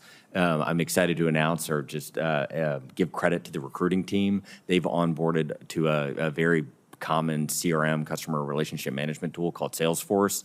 Generative AI can be applied to a lot of the things that we do as we recruit soldiers and bring them into the Army. Thank you. You know, right outside the gate at Redstone Arsenal, Secretary, have you been there yet? Would you mind repeating that? Have you been to Redstone Arsenal in Huntsville yet? What state is that in? That's in Alabama. I have. Okay. If you hadn't, we need to get you there. And by the way, you're making decisions and transforming our military. I'm good with that. You're actually cutting some contracts and things in my state. If it helps, I'm all for it. And so we'll work with you as much as we can. But right outside the gate at Redstone, a partnership between Davidson Technologies and D-Wave had completed the assembly of a quantum computer system that should be soon complete its calibrations and readiness tests. Secretary, how can the Army leverage these new systems in successfully implementing its transformation and optimize the future the right way? Senator Slotkin and I were at a dinner a couple nights ago talking about quantum computing and what quantum computing is going to be able to do to how our ability to process information as human beings is otherworldly. It's some things as simple as convoy routes for transportation, all the way up to you could probably start to plan out where should you put air and missile defense systems and how would they react in near real time to threats. And so any sort of innovation like that, we are completely supportive of. Thank you. It's a lot of good things going on, especially with AI. I hope we all understand, too, that for AI and all the future big tech stuff, we're going to need energy big time. China doubles our energy every 3 years that we have in this country. We're way behind, and we can talk about all these technologies that we want. Unless we have energy, which is going to be, should be a national security threat, then we're going to have huge problems. You agree with that, Secretary? Yes. General? Yes, Senator, I do. Yeah, I would hope we start talking about it a lot more, make sure that, you know, with all these things we got coming down the pipe, that we have the availability to, number one, be able to build them, and number two, have the energy to run all of our data centers and mega data centers in the future. Thank you, Mr. Chairman. Thank you, Senator Tuberville. Senator Blumenthal. Thank you, Mr. Chairman. Thank you both for your service, and thanks for being here today. I listened to your early response, Secretary Driscoll, about the cost of the celebration that's planned. Just to be absolutely clear, I'm all in favor of celebrating the Army's 250th. I'm hoping maybe we'll celebrate the Navy's as well. Having some Marine Corps background. But I am struck by the cost, $25 to $40 million. As Senator King said, that's a pretty wide spread, and you're saying that it's due to the damage that may be caused? Is that the result of having tanks going through the streets of Washington and possibly tearing up the streets, and what other damage would be done? To the cost, Senator, I think from our perspective, we're optimistic and we'll be able to report to you after the parade if But why have tanks? Why this kind of parade? We believe we have a once-in-a-lifetime opportunity to fill up our recruiting pipeline with young Americans. Wouldn't your preference be to save money in light of the budget cuts we're seeing for training programs, freezes on hiring, shrinking staff levels, deferring maintenance, jeopardizing equipment maintenance? These problems are not theoretical. Wouldn't you agree that this money could be better spent? We don't have unlimited funds. Very sincerely, Senator, I think this is a once-in-a-lifetime opportunity to tell the story of the American Army. There are a lot of once-in-a-lifetime opportunities. We all have them. But it doesn't mean that we spend money extravagantly. In fact, it would be an honor to the Army to, in fact, devote those resources to where they're really needed. And let me just cite to you the fact that the National Guard Bureau has yet to be reimbursed $38 million by the Department of Army for its essential work during the presidential inaugural mission. It isn't a minor oversight. This mission demanded the Guard's expertise in security and logistics and emergency response, and the National Guard needs that money. Why are you stiffing the National Guard and spending 25 to 40 million on a parade? I'm not aware of the $38 million that you're talking about, Senator. We just went down yesterday. That was one of the things that we're talking about. That, you know, we were talking about some of the things that we need to put out there that we've been working through. So I can follow up with you on that. Well, I hope that you will, because I have a lot of trouble justifying to veterans who've been fired from positions in the federal government that we're spending potentially $40 million on a parade when they have been fired because supposedly we have to eliminate waste, including veterans who were in the Department of Veterans Affairs. I don't know how you can justify that kind of expenditure. Let me ask you, drone warfare. Are you satisfied that we are doing enough to protect our bases in this country and elsewhere against the swarms of small, lightweight drones, such as Ukraine used in its Operation Spiderweb, and such as terrorists used in the Middle East against our base in Jordan? I've visited that area. I've heard personal descriptions from the troops there about what they fear in our inability to defend them against these types of small, lightweight drones. Are you satisfied we're doing enough both on the offense to develop our drone warfare and in terms of defending our cities as well as our bases? Senator, we are not doing enough. The current status quo is not sufficient. We are rapidly trying to iterate and prototype and work with companies who actually are deploying their technologies into Ukraine. I think this is probably an instance where the United States can be a fast follower if we can ingest and suck out a lot of the lessons learned in the technology from Ukraine. I'm going to interrupt because my time is about to expire, and I know the chairman will interrupt me, but I have visited the Ukraine drone factories. I've spent some time in there with their military talking about their drones, and I guarantee you they are at the tip of the spear. They are way ahead of us. We have a lot to learn from them, and it's not just a luxury or convenience. We are at risk because of the technology that they have developed, and the Russians are soon going to take from them, because that's the pattern in this war. The Ukrainians take a step, the Russians try to keep up with them on drone warfare. And I think we not only have a lot to learn, but we have an obligation to learn it. And I would like to ask you, just because my time has expired, for a briefing on this area, which I think is revolutionizing modern warfare. Thank you, Senator, I think that's a very important goal.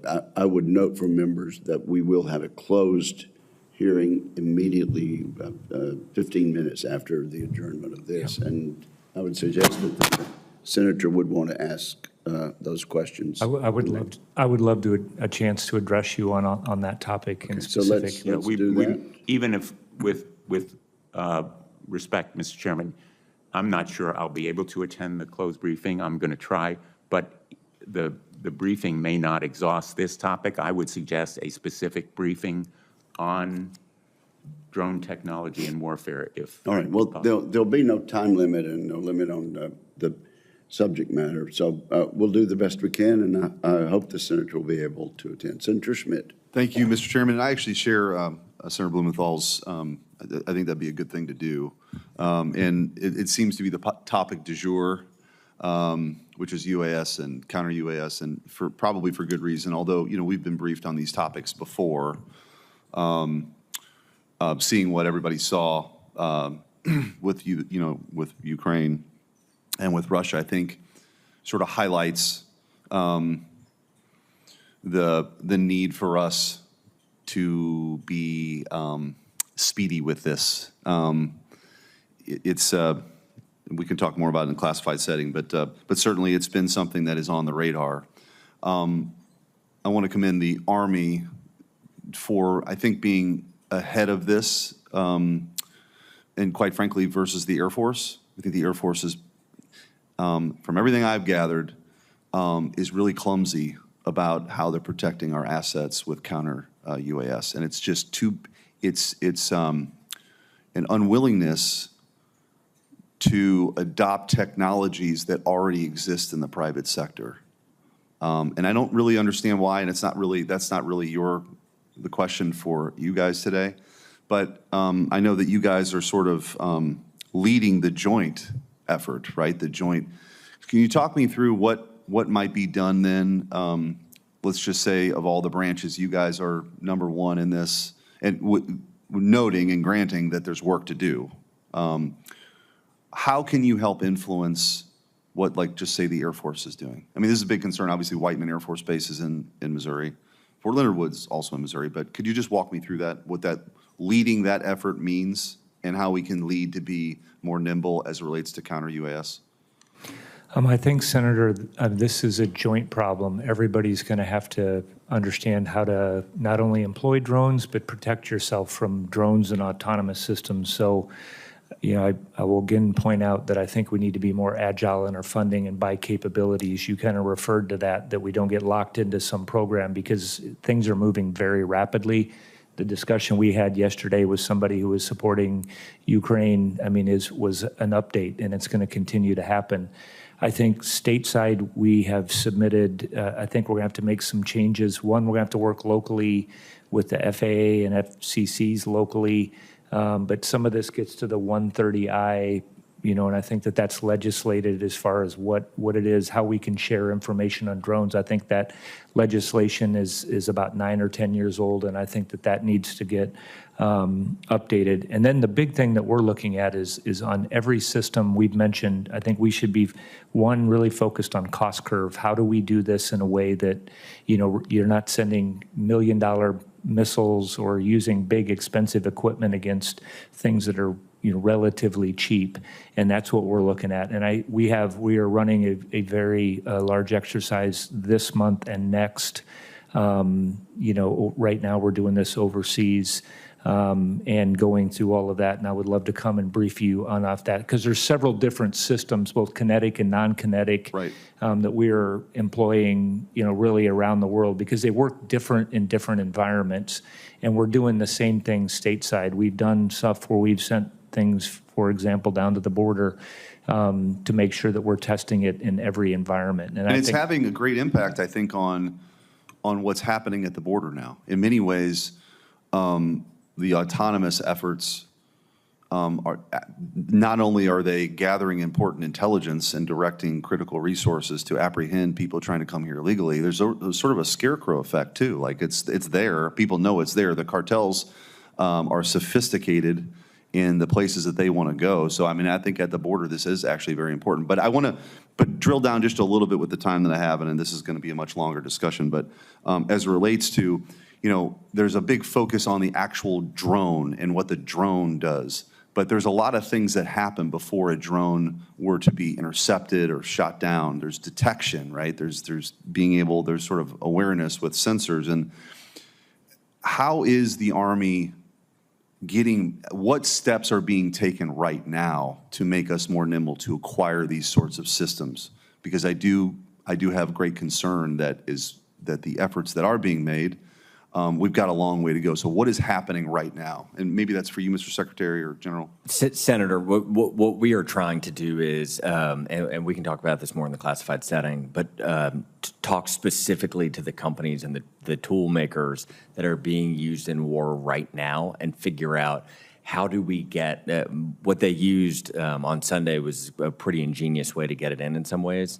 And I think we would not have been ready for that, and we are not ready for it. But we know what they did. We are going to get in the hands of soldiers in the coming weeks, and we will be after that. And I appreciate that candor, and just make them one final point. I think that, and this is the Air Force in particular, I'm sorry that I'm picking on the Air Force today, but the truth is they've asked private companies to come in and do an assessment, and they have a good way to do it, and they say, oh, thank you for your input. We're going to keep doing it the way we're doing it. That's my concern. So thank you, Mr. Chairman, for your grace for my extra 40 seconds. And thank you, and that's our responsibility to change that, Senator. Let me just say this with regard to drones, because this can be said in an open session, and we'll have a closed session. The public will not know it. But our reconciliation bill contains $1 billion of funding for small drones and another $1 billion for one-way attack drones. Some of that will not go to the Army, but much of it will. And I wanted the public and members who will not attend the closed session to know that. Senator Duckworth. Thank you, Mr. Chairman. I want to associate myself with Senator Blumenthal's comments about blowing $30 million on a parade. Let's be clear, you're not doing it to celebrate the Army's birthday. You're doing it to stroke Donald Trump's ego. If you want to celebrate the Army's birthday by spending $30 million, I would recommend you think about something along the lines of maybe spending that money on childcare for military families, perhaps tuition reimbursement for military families. There are lots of ways to celebrate the Army's birthday without blowing it all on a parade. I also want to echo the concerns of my colleagues, Senator Reid, Shaheen, and Hirono, about misusing and burning the readiness of our National Guard troops and other expensive military assets like deportation flights for so-called interior law enforcement operations. The military should not do the job of DHS for it. I'm especially concerned by your answer to Senator Hirono, Mr. Secretary. I think you copped out with your answer of, we will do what's legal. That answer ignores your obligation to advise what is right for our war fighters and to focus on war fighting, not to say what is legal. Secretary Driscoll, General George, I appreciate much of your transformation efforts. I've long advocated for the Army to make hard, forward-looking decisions. And I especially support the push to modernize our munitions enterprise to produce and deliver munitions to warfighters at scale. That's why your proposed cuts to Rock Island are confusing and troubling to me. Rock Island Arsenal is a critical part of the Army's advanced manufacturing ecosystem. It is central to the future of battlefield sustainment and logistics. Yet under your current plan, two commands with very distinct missions, Army Sustainment Command and Joint Munitions Command, would be integrated. We've been told this consolidation will result in workforce reductions of approximately 100 personnel and the phasing out of a data center in Army Material Command. Beyond this, details are scarce. Secretary Driscoll, do you have more recent updates on the workforce impacts of these planned changes, including how many personnel will be affected and the timeline of implementation? Senator, I just want to echo how important Rock Island is. I think we have a trip scheduled or hopefully soon to go up there. The workers up there have been remarkable and have helped our country and our Army for a long time. As it relates specifically to sustainment and the Joint Munitions Commands, when we were looking at it, basically the headquarters exist so close together, we thought we could have efficiencies without actually impacting the outputs. By combining, the intent is not to slow down production in any sort of way. And then specifically, Senator, to your question, no changes from what you referenced. I don't know, how many personnel will be affected and what's the timeline of implementation? I will tell, I wanted to just kind of reinforce, we have, two headquarters that are kind of very almost co-located, and there's a lot of things that we can do within that, I think, to combine that. So what we still need and what we want to invest in is all the technical expertise that, we get at Rock Island, and, probably the unmatched right now 3D printing capability, additive manufacturing, that even commercial industry is coming in there and using it. So it's kind of, we're looking across the formation of how we can update our business systems, combine some of these capabilities, and I think it's going to make us better. And we're happy to come over and brief you that in detail, or meet you at Rock Island, Senator, and have that discussion. Okay, I'm be willing to meet you at Rock Island. Secretary Driscoll, still the same question. How many personnel will be affected, and what's the timeline of implementation? You still haven't answered me. Senator, we're currently working on the plan. It is I would actually hypothesize there would be growth at Rock Island on a net basis. But combining those units, they're working on the plans right now. We'll provide them the moment they're available. Okay. I mean, I think what you're doing is scaling down. I hope that the answer is that we're going to work towards a minimum workload, at the very least, at Rock Island to maintain that capacity. I want to flag that I joined the Bipartisan Arsenal Workload Sustainment Act with Senators Durbin, Grassley, Ernst, and Representative Sorensen. This bill would incentivize private industry to partner with arsenals to ensure a more predictable workload throughout the year to enhance efficiency and keep costs low at all of our arsenals.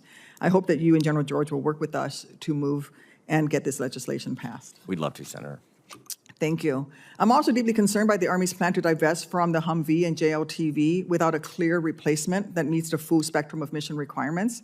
We have been told that the infantry squad vehicle was identified as the future for ground mobility, but let's be honest, the current model of that vehicle does not support the needs of medical evacuation. And the Humvee fleet that you plan to retain, which could serve as ambulances in the meantime, is already facing severe maintenance issues.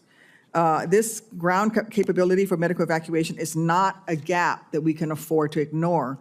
What is the Army's plan to bridge this gap in ground medical evacuation capacity as the Humvee is phased out? Either one of you can take that. Yeah, I'll take that one, Senator. We have, you brought up the armor protection, we have 18,000 plus JLTVs, continuing to buy those. So obviously medical evacuation and how we do that. Having done that, with all of our vehicles, it's why we're also talking about having armored vehicles that are inside our formations. They're going to be critical moving forward. So we need a broad bunch of capability. We're also looking at autonomous systems and how they can go into certain areas. We have 105,000 Humvees, and certainly that's part of we're going through that process right now, how we make sure that we're maximizing the vehicles we need. You mentioned medical vehicles. That would be in that category of how we would make sure that we're maintaining that capability that we need. So they're going to be in our formation. We've bought what we need to have inside our formation. And thank you, Senator. Senator Scott. Sure. Thank you, Chairman. Secretary Driscoll, General George, thank you both for being here. I want to thank you, President Trump, Secretary Head Staff, for ensuring that our Army is a lethal warfighting machine. I appreciate all the changes you're working to make to restore the warfighting ethos, and that our Army is ready for whatever may come. Can you talk about, when I was governor of Florida for 8 years, and we put a lot of effort into a program in Orlando, a simulation training instrumentation program, headquartered in Orlando. It plays a critical role in preparing unmatched testing, modeling, simulation, and training systems to ensure our warfighters are ready for the next fight. There's a reason it's in Central Florida. It hosts a world-class manufacturing, science, and technologies industry that supports over 30,000 good-paying jobs, generates more than $7 billion annual in economic impact in the region. It's also strategically located in a unique defense innovation ecosystem alongside your other partners, Navy, Air Force, Marines, and recently established U.S. Space Force training headquarters at Patrick Space Force Base. So we put a lot of effort into it when I was governor, and we put a lot of effort to make sure this is a place everybody wants to serve. Can you talk about what your plans are there? Either one of you. Yeah, I'll jump in on that, Senator. obviously very important to us. Simulation is very important to us. Just took a brief back 2 days ago. We consistently run the warfighters. What I will tell you is that we're looking at, I think we can do more with commercial industry, and that's kind of what we're focused on, down there with PEO STRI. And, there's companies all over our country that can produce simulations. Right now, our overhead for our simulation exercises that we're running, which are with soldiers, is high, and I know that the technology exists for us to move that. So that's generally what we're trying to do down there. We just did a big conference down in Orlando. It was about 6 weeks ago, where we kind of explained where we need to move with next-gen simulation. And much like some of the previous comments, I think us doing this internally is, we are going to need less expertise. We should be able to adopt and modify commercially available tech that is out there, and that's what we're focused on. And Senator, I would just say simulation has leapt forward in the last couple of years too, and it should have some incredible benefits to the United States Army. If we think about TRADOC and the number of times that we have to uproot soldiers from their families and move them somewhere in the world, that's not a particularly good outcome for all training. And so we're looking at simulation and tried to expand our use cases outside of its typical kind of maybe siloed wargaming function to actually start to empower and train our soldiers around the world. So what impact do you think it'll have there, and what impact it will have on your ability to work with all the other branches? I don't think it'll impact. What we're looking at when is basically aligning our program management where we have adopt, modify, and develop. And I think these are areas where we need to be developing it less on our own and adopting it more from people out there that really know how to do that. So there'll be people that can oversee those programs, people that understand contracting, and actually having warfighters down there to know what we need, and then getting it out to our formations quickly. Okay. If there's anything I can do to help you all, just let me know. Thank you. Thanks, Senator. Senator Rosen. Well, thank you, Chairman Wicker, Ranking Member Reed. I appreciate it. And I would also like to thank Secretary Driscoll, General George, for testifying today for your service to our country. I know we're talking a lot about training, so I'm going to talk about small arms training, small arms range in Nevada, of course, because Army leaders in the past have made commitments to me to build Nevada's first certified small arms training range, excuse me, at Hawthorne Army Depot, so that the Nevada National Guard and Reserve soldiers no longer have to travel out of state to fulfill their annual weapons qualification at an average cost of $500,000 per year per unit. You want to save money? Build our range. I'm appreciative that the Army followed through on these commitments and included this project in the FY2025 budget request, which was added in both the House and Senate FY25 appropriations bills. However, since Congress did not pass these bills and instead passed a full-year CR without budget tables, we lack certainty about whether or not the Army will actually fund this project, which is already well underway. So to both of you, can I have your commitment that the Army will in fact deliver Nevada's first certified small arms training range so that our soldiers can meet their annual requirements at a greater convenience and lower cost to the taxpayer? Secretary Driscoll? Yes, Senator. Oh, General George, Yeah, thank you. we love Secretary rifle Driscoll. ranges, for the Thank record. Yes, Senator. Secretary, thank you. We're going to stay on this, and we're going to talk about the Transformation Initiative and its impact to Nevada. Again, Hawthorne Army Depot is the world's largest ammunition depot and demilitarization facility. The depot stores and demilitarizes munitions and ensures munitions readiness for each of the services. Despite its size and crucial role that Hawthorne plays, it's in dire need of continued infrastructure upgrades. Investing in our munitions depot has only become more important in light of our need to ramp up munitions production, backfill our stockpile. So we've heard quite a bit today about the Army Transformation Initiative, but I'm concerned about these broad structural changes, particularly reductions in platforms, personnel, systems, as you've been alluding to. They might impact critical facilities and communities such as Hawthorne. So during both your confirmation hearings, you made commitments to consider further investments in Hawthorne. And can I have your commitment as that the Army moves forward with its Transformation Initiative? investments in Hawthorne will continue providing munitions readiness for the Army and DoD. Secretary Driscoll. The munitions depots are incredibly important. Our magazine depth is not where it needs to be. We have got to figure out as a nation how we are going to do these investments. I think when you're referencing the cuts that we're making in ATI, what we're trying to do is, from a bottoms-up approach, where we over-indexed on things like Humvees or JLTVs, or where did we over-invest in research and development for things like our robotic combat vehicles, where can we save money and reallocate those dollars to best help with all of these big problems that we have.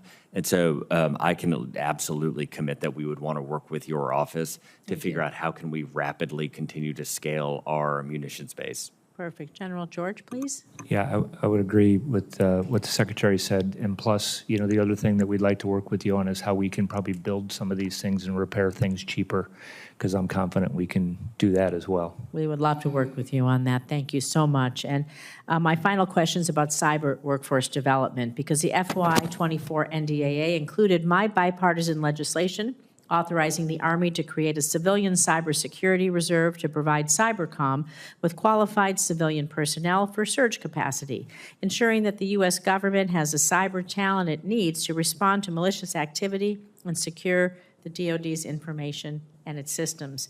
So, General George and then Secretary Crystal, can you provide a status update on the Army's implementation of a civilian cyber reserve? I just had I think it was last week, I took a readiness brief specifically on cyber, and had our Army cyber came up and how we're filling the formations. What I don't have for you is the specifics on the civilians. I will tell you this is a conversation we have a lot as far as like for the Guard and people that are actually out there working in, and that's their day job, and have them, you know, connected to that is critically important to us. There's a lot of folks filling those positions. I do think this is an area we are trying to expand this. We're doing pretty good right now expanding it, but as you know, this is something that takes months and years to get the exquisite capability that we're talking about. So I can come and go over this in detail with you. Great to have a meeting with my team. I appreciate that. Thank you. Secretary Driscoll.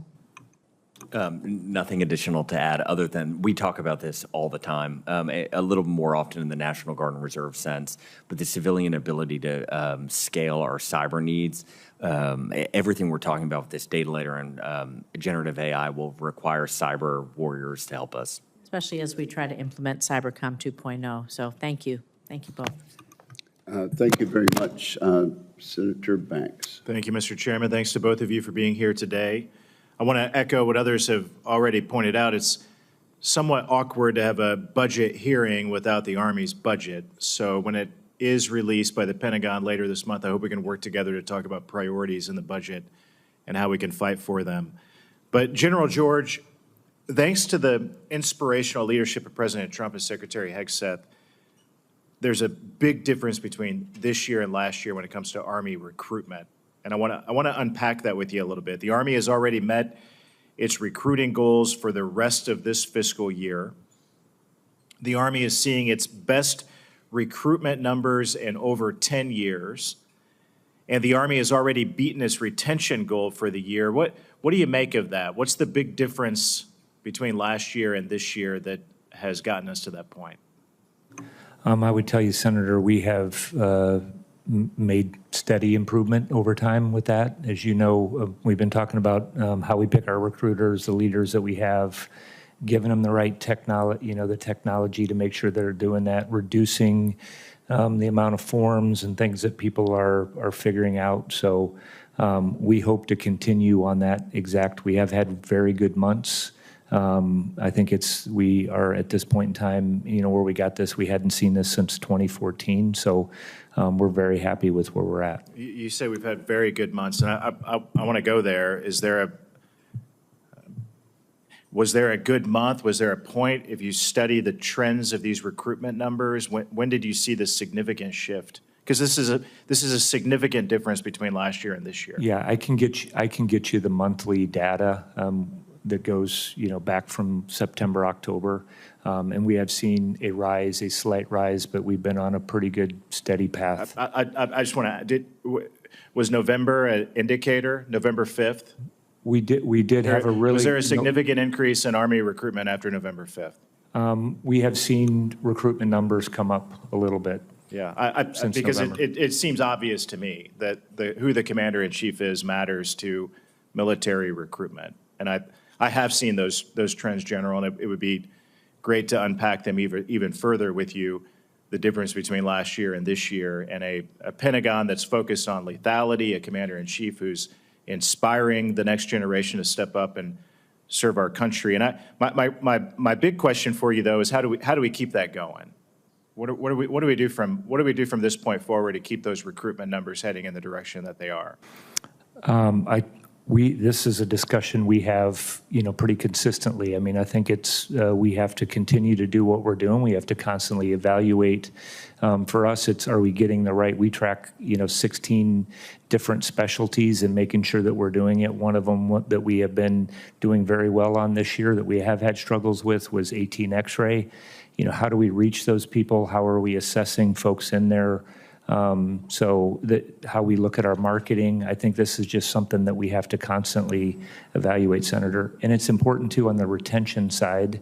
You mentioned that what we're doing inside of our formation to make sure that we're retaining our soldiers. Can you give us some anecdotes or reasons why higher recruitment and higher retention matters to the United States Army? I mean, I think it matters to everybody in the joint force. So you want to have fully capable, trained formation. What can you do with better retention and recruitment that you couldn't do without? What's important about retention is that we were just talking about cyber, you're keeping somebody in that you've trained. Some people, I enlisted in the Army, many, many years ago. You look at keeping people that you have invested in, you've trained in. Oftentimes people have other opportunities. They stay because of the team and because of the mission. Signal, I mean, I can go down, but NCOs really drive our training inside of our formation at the platoon, company, and battalion level, and keeping those great NCOs on our team is obviously critically important to our lethality. And Senator, it's a virtuous cycle. When we are having a harder time recruiting, we have to lower standards, which definitionally means we're letting in just a different population, and the Army feels that. And what we're able to do now is there's so much demand. We can start to raise standards. We can start to focus on putting people where we have the most need. And clearly, the last administration lowered standards to meet recruitment goals. And can we go backwards and put those standards back to where they need to be so that we're getting the best and the brightest? Since the Trump bump of recruitment is obviously real. So I guess that's what I'm going for. How do we are actively quantitatively raising standards on things like our APFT, and if this momentum continues, we will continue to prioritize giving slots to basic training to the most qualified young adult. That's really great news. Thank you. I yield back. Thank you, Senator Banks. Senator Slotkin. So I don't want Senator Kelly to beat me up. We thought he was going next, but I will happily take my 5 minutes. Thank you for being here. We've talked a lot, even this week, about the Army transformation, and I'll echo a number of things that Senator Peters said. I think we all understand the need for the Army to modernize. I don't think there's a single person who feels like we should stay the same and the status quo is just doing great. And that's based on the fact that China is investing in new technology, new techniques, and if they and others that we may hopefully never have to fight, if they are ahead of us on a whole bunch of different things, like we're not doing our job in preparing and protecting the United States. So I think we're all on the same page. I just want to make sure that it's not just about cutting stuff, right? And we understand that you've looked at cutting things like Humvees and the JLTV and things that Michigan does, but that we also look at processes and procedures, right? You alluded to this in your strategy. Right now, China can go from concept to fielding a new system in 1 year. The U.S. military, and I say this with love, can go from concept to fielding in 3 years if we're lucky, right? If we're lucky. So to me, the future is going to be won by the people who are most agile and flexible in taking the new great idea, some of the stuff we're seeing in Ukraine right now, and moving it to contact faster. And I would just offer that we don't want to destroy the defense industrial base. We want to update it. And I think Michigan can be the place to do that advanced manufacturing, to bring in AI, to bring in 3D printing, to bring in all these new techniques that are going to make us go faster. So I'm thrilled that you're coming. We're going to show ourselves off. And instead of fighting to hold on to everything that we've had in the past, we want to be the defense point of contact for advanced manufacturing for the future. And we're going to give you the dog and pony to make sure you feel the same way, because we are pretty hot shit in what we do in Michigan. I'm just going to say that. Sorry to swear, Mr. Chairman. Can you talk a little bit about why, like on the advanced manufacturing piece, can you help elaborate on what the Army is going to do to speed up that flash to bang concept to fielding with advanced manufacturing? So, Senator, just to the earlier point about the cuts, I think when we've rolled out Army Transformation Initiative, there were basically 4 buckets. I won't hit them all, but the first bucket was the cuts in order to take the $48 billion in savings that the President of the United States and Secretary of Defense empowered us with to innovate and spend it to make the Army stronger. And General George and I are optimistic that Army Transformation Initiative will be a renaissance for the American industrial base, for small and medium businesses, so that they can show us their innovation. We, the United States Army, have been a very poor customer oftentimes, and I would say perhaps all the time.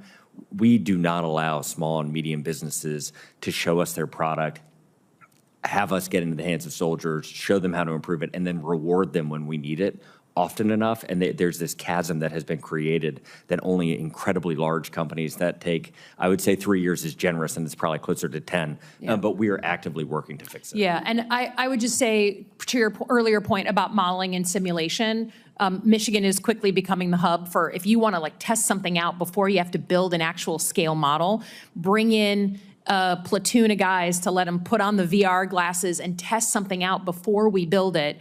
We're going to become the hub of that, and we are eager to show that off.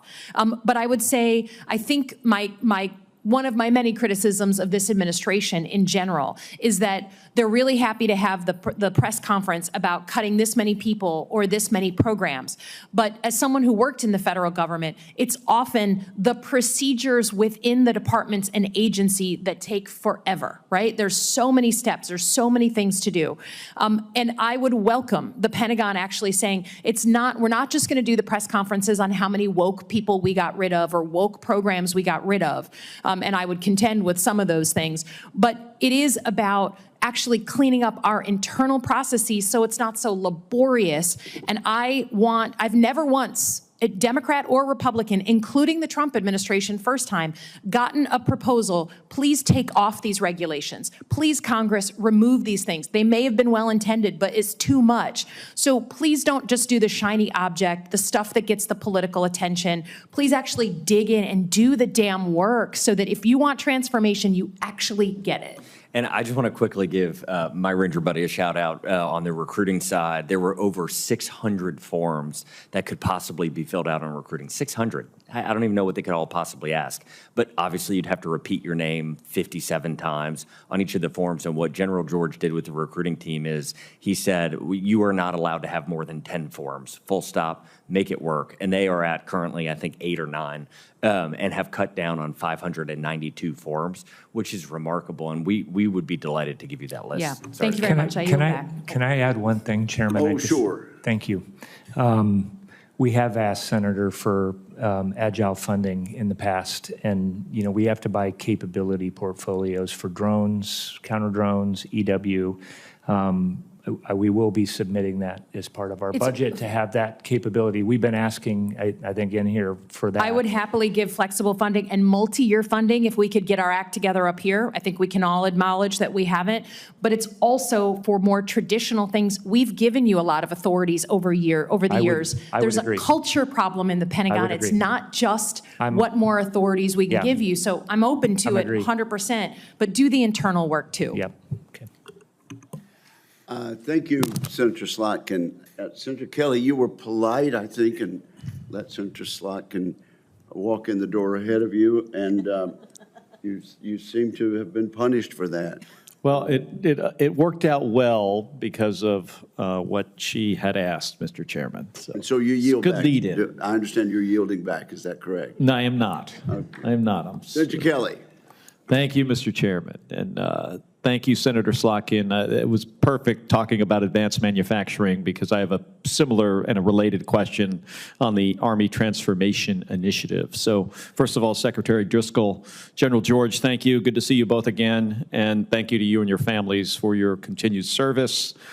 Secretary Driscoll, is it, in reference to the Army Transformation Initiative, is it correct that it is consistent with the Secretary of Defense's directive on Army transformation and acquisition reform?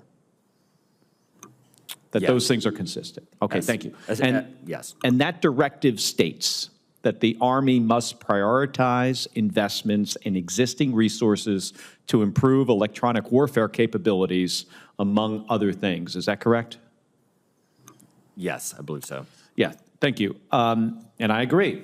I mean, lessons learned from the conflict in Ukraine especially do underscore the requirement for just how important our offensive and defensive electronic warfare capabilities are. We've seen that on the battlefield in Europe. So it seems to me that the Army would want to bolster its electronic warfare test and evaluation capabilities. Senator Slotkin talked about advanced manufacturing. One aspect of being able to manufacture advanced, innovative combat power is to be able to test it and evaluate it. Without test and evaluation, you don't know what you're going to get. So we want to ensure that we can deliver the most advanced warfighting capabilities in any conflict. Would you agree with that? Yes. So it's concerning to me that the U.S. Army Test and Evaluation Command, ATEC, has a reduction in force plan that would disproportionately impact the Army's primary electronic warfare test and evaluation center, and that is the Electronic Proving Ground at Fort Huachuca, outside of Sierra Vista in Arizona.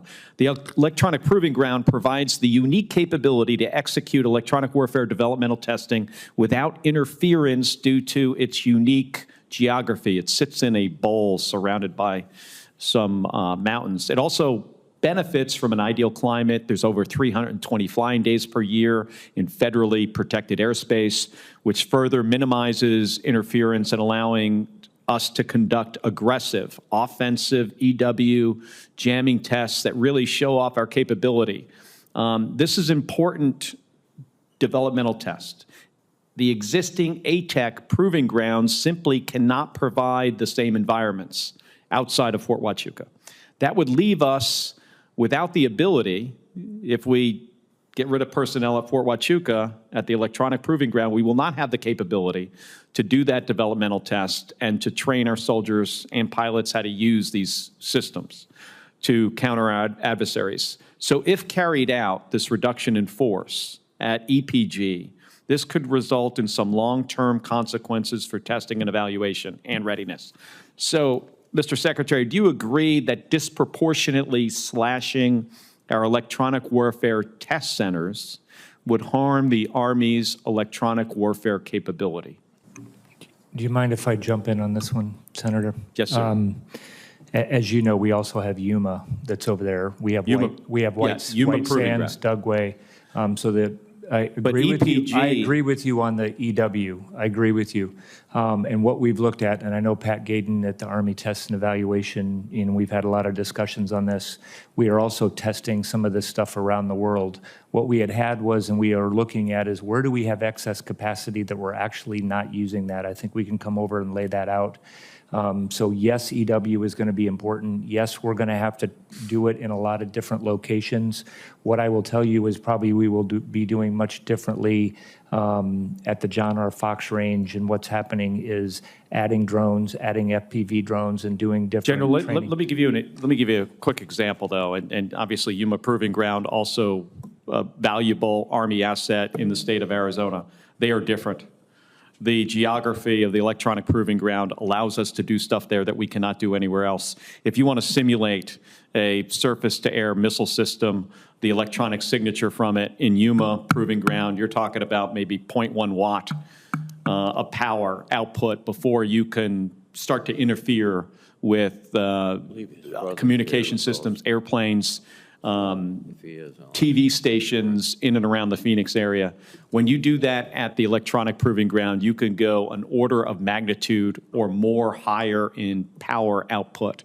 There's no place like it anywhere. And the RIF that is planned at ATEC is if that continues and is carried out, we are going to find ourselves in a situation where we cannot do the testing that we need on these EW systems. So General and Mr. Secretary, I encourage you to look into this. And I am happy to have a follow-up discussion with you about it. Senator, and I visited there, and I can echo that the work they're doing is incredible, but we'll follow up with your office. Thank you. Senator Kelly, I believe you're accompanied by your brother. Yes. Who is also an astronaut. And a Navy, former naval pilot. Fighter pilot, Yes. combat He veteran. is in the audience. He is in the audience. Here. He bears a striking resemblance to you. He does. Yes, thank you. We're Well, twins. I'm the original, and he's the cheap copy. Okay, you're number one, he's number two. That's correct. Okay, well, I'm good. But let me salute a family of aviators and astronauts. Hear, hear. And this concludes the open portion of today's hearing. I want to thank our witnesses for their testimony, for the information of members. Question for the record will be due to the committee within 2 business days of the conclusion of the hearing. We will commence the closed portion of this hearing in the Senate Security in 15 minutes. We are recessed until then.